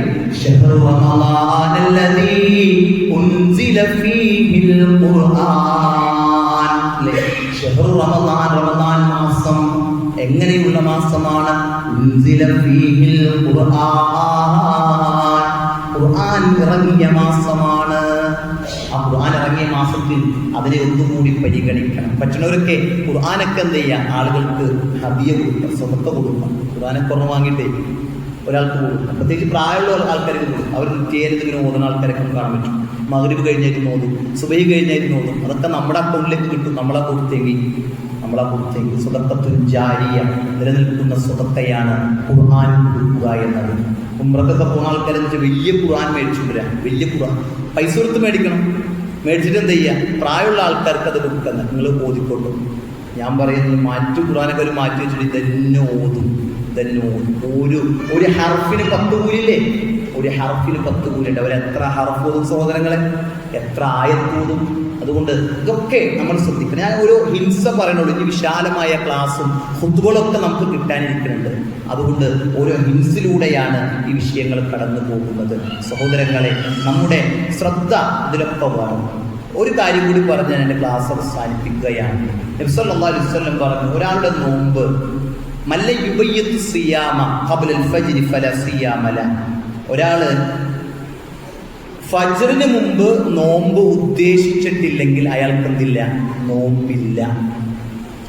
ഫർദ് നോമ്പിന്റെ ഒരു പ്രത്യേകത, ഫജ്റിന് മുമ്പ്, സുബഹി ബാങ്കിന് മുമ്പ് എന്ത് ചെയ്യണം? ഇതൊരു തീരുമാനമായിരിക്കണം. ഒരു ഉദാഹരണം പറഞ്ഞാൽ, ഒരാൾ ബാംഗ്ലൂർക്ക് ഒരു യാത്ര പോകാൻ ഇരിക്കണമെന്ന്, അല്ലെങ്കിൽ സുബഹിക്ക് രാവിലെ, അപ്പോൾ അത്താഴത്തിൽ എഴുന്നേറ്റിപ്പോൾ ഭാര്യ ചോദിച്ചു, അല്ല നിങ്ങളൊന്ന് നോമ്പ് പിടിക്കണില്ലേ? ഇല്ല, എനിക്കൊരു യാത്രയുണ്ട്, ഞാൻ നോമ്പ് പിടിക്കണം. അത്താഴത്തിൽ എഴുന്നേറ്റിപ്പോൾ എന്താ പറഞ്ഞത്? യാത്രയുണ്ട്, നോമ്പ് പിടിക്കണില്ല. എന്നാലും ഭാര്യയുടെ ഒപ്പം ഇരുന്ന് എന്ത് ചെയ്തു? ഭക്ഷണമൊക്കെ കഴിച്ചു, പക്ഷെ നോമ്പില്ല. അയാളുടെ ഉദ്ദേശം എന്താണ്? ഇന്ന് എനിക്ക് നോമ്പില്ല, യാത്രക്കാരനാണ്.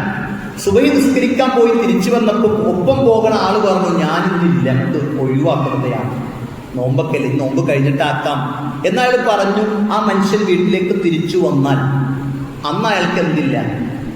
നോമ്പില്ല. അന്ന് അയാൾക്ക് നോമ്പില്ല. എന്ത് കാരണം? അയാൾ സാധാരണ പോലെ അത്താഴം കഴിച്ചിട്ടുണ്ട്, പിന്നീട് ഒരു ഭക്ഷണവും കഴിച്ചിട്ടില്ല. പക്ഷെ അയാളുടെ മനസ്സിൽ എന്താണത്? ഇന്ന് നോമ്പില്ല എന്നതാണ്. കഴിച്ചത് അത്താഴമല്ല, കഴിച്ചത് എല്ലാവർക്കും ഭക്ഷണം ചെയ്തു, ഒരു സന്തോഷത്തിന് കഴിച്ചേ ഉള്ളൂ. എന്നാൽ സുന്നത്ത് നോമ്പിനെ കുറിച്ച് പ്രവാചകൻ സല്ലല്ലാഹു അലൈഹി വസല്ലമ അവിടുന്ന് സുബഹി കഴിഞ്ഞ് ഭാര്യമാരുടെ അടുക്കൽ വന്നിട്ട് ചോദിക്കുന്ന എന്തെങ്കിലും ഉണ്ടോ കഴിക്കാൻ? ഇല്ല എന്ന് പറയുമ്പോൾ അല്ലാഹുവിന്റെ റസൂൽ ഇന്നി അന സ്വഇം, ഞാനിന്ന് നോമ്പുകാരനാണ്. മനസ്സിലായി? ഇത് രണ്ടും വ്യതിരക്തതയുണ്ട്. അപ്പോൾ നിയ്യത്ത് എന്തല്ല, അത് ചൊല്ലിപ്പറയുന്നതല്ല. ഞാൻ പലപ്പോഴും ചിന്തിക്കാറുണ്ട്, ചൊല്ലിപ്പറയുന്നതൊക്കെ നിയ്യത്തായിരുന്നെങ്കിൽ എത്ര സുഖമായിരുന്നു. മനസ്സിലായോ? നമ്മളിപ്പോൾ എല്ലാം ചൊല്ലിപ്പറഞ്ഞാൽ അത് അല്ലാഹ് ആ രൂപത്തിൽ അതിനെ സ്വീകരിക്കുമെങ്കിൽ എത്ര സുഖമായിരുന്നു. ഒരാൾ കൈകെട്ടണം, നിസ്കരിക്കണം, അയാളുടെ നിസ്കാരം അയാൾ ചൊല്ലിപ്പറഞ്ഞ് നിസ്കാരം അല്ലാഹ് സ്വീകരിക്കുമായിരുന്നെങ്കിൽ ഖൈറായിരുന്നു. പക്ഷെ അല്ലാഹ് നോക്കണത് മനസ്സിലേക്കാണ്. അവൻ്റെ കൈകെട്ട് അപ്പുറത്തവനെ നോക്കിയിട്ടാണോ ഇപ്പുറത്തവനെ നോക്കിയിട്ടാണോ? അവൻ എന്തിനാണ് പള്ളിയിൽ വന്നത്? ഇതൊക്കെ അവൻ്റെ മനസ്സിൻ്റെ ഉള്ളിലുണ്ട്. അവൻ്റെ മനസ്സിൻ്റെ ഉള്ളിലുണ്ട്. ഇത് നോക്കിയിട്ട് അന്നെന്ത് ചെയ്യാം? അവന് കൂലി കൊടുക്കാം. പറഞ്ഞ കൂലിയിട്ടൊരു നിനക്ക് സുഖമായിരുന്നില്ലേ? പക്ഷെ ഇതിൻ്റെ ഉള്ളിൽ മാറിയാലോ? ഇതിൻ്റെ ഉള്ളിലാ നിയ്യത്ത്, ഹൃദയത്തിൻ്റെ ഉള്ളിലാ നിയ്യത്ത്. എല്ലാ കർമ്മത്തിനും നിയ്യത്തുണ്ട്. ഇന്നമൽ അഅ്മാലു ബിന്നിയ്യാത്ത്, എല്ലാ അമലുകൾക്കും നിയ്യത്തുണ്ട്. നമ്മുടെ വീട്ടിലൊരു സ്വതക്ക ചോദിച്ച ഒരാൾ വന്നാൽ നിയ്യത്തില്ല കൊടുക്കുമ്പോൾ എന്താ നമ്മൾ കൊടുക്കാം? ചൊല്ലിപ്പറയലാണ് നിയ്യത്തെങ്കിൽ എന്ത് പറയേണ്ടി വരും?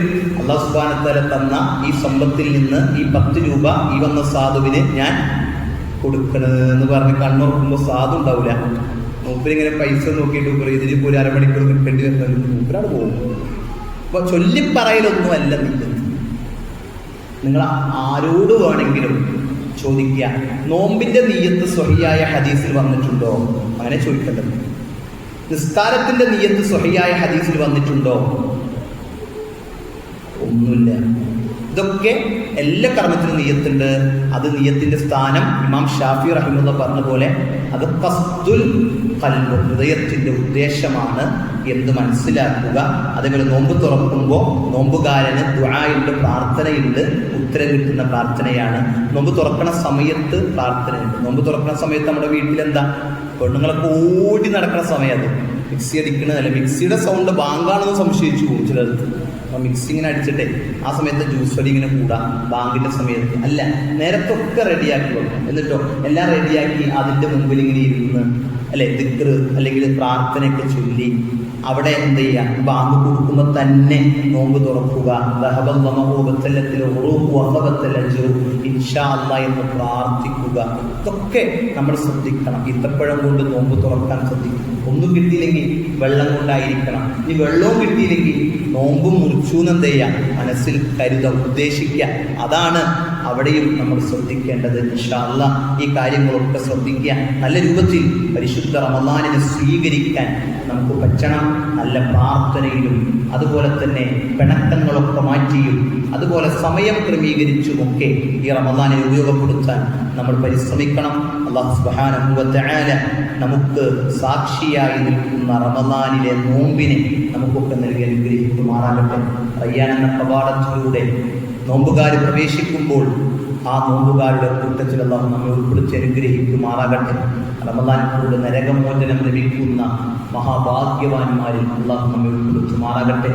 റമളാൻ കൊണ്ട് പാപങ്ങൾ പൊറുക്കപ്പെടാത്തവൻ നശിക്കട്ടെ, നാശമുണ്ടാകട്ടെ എന്ന് ജിബ്രീൽ അലൈഹിസ്സലാം പ്രാർത്ഥിക്കുകയും ഹബീബുന മുഹമ്മദ് റസൂലുള്ളാഹി സ്വല്ലല്ലാഹി അലൈഹി വസല്ലം ആമീൻ പറയുകയും ചെയ്തിട്ടുണ്ട്.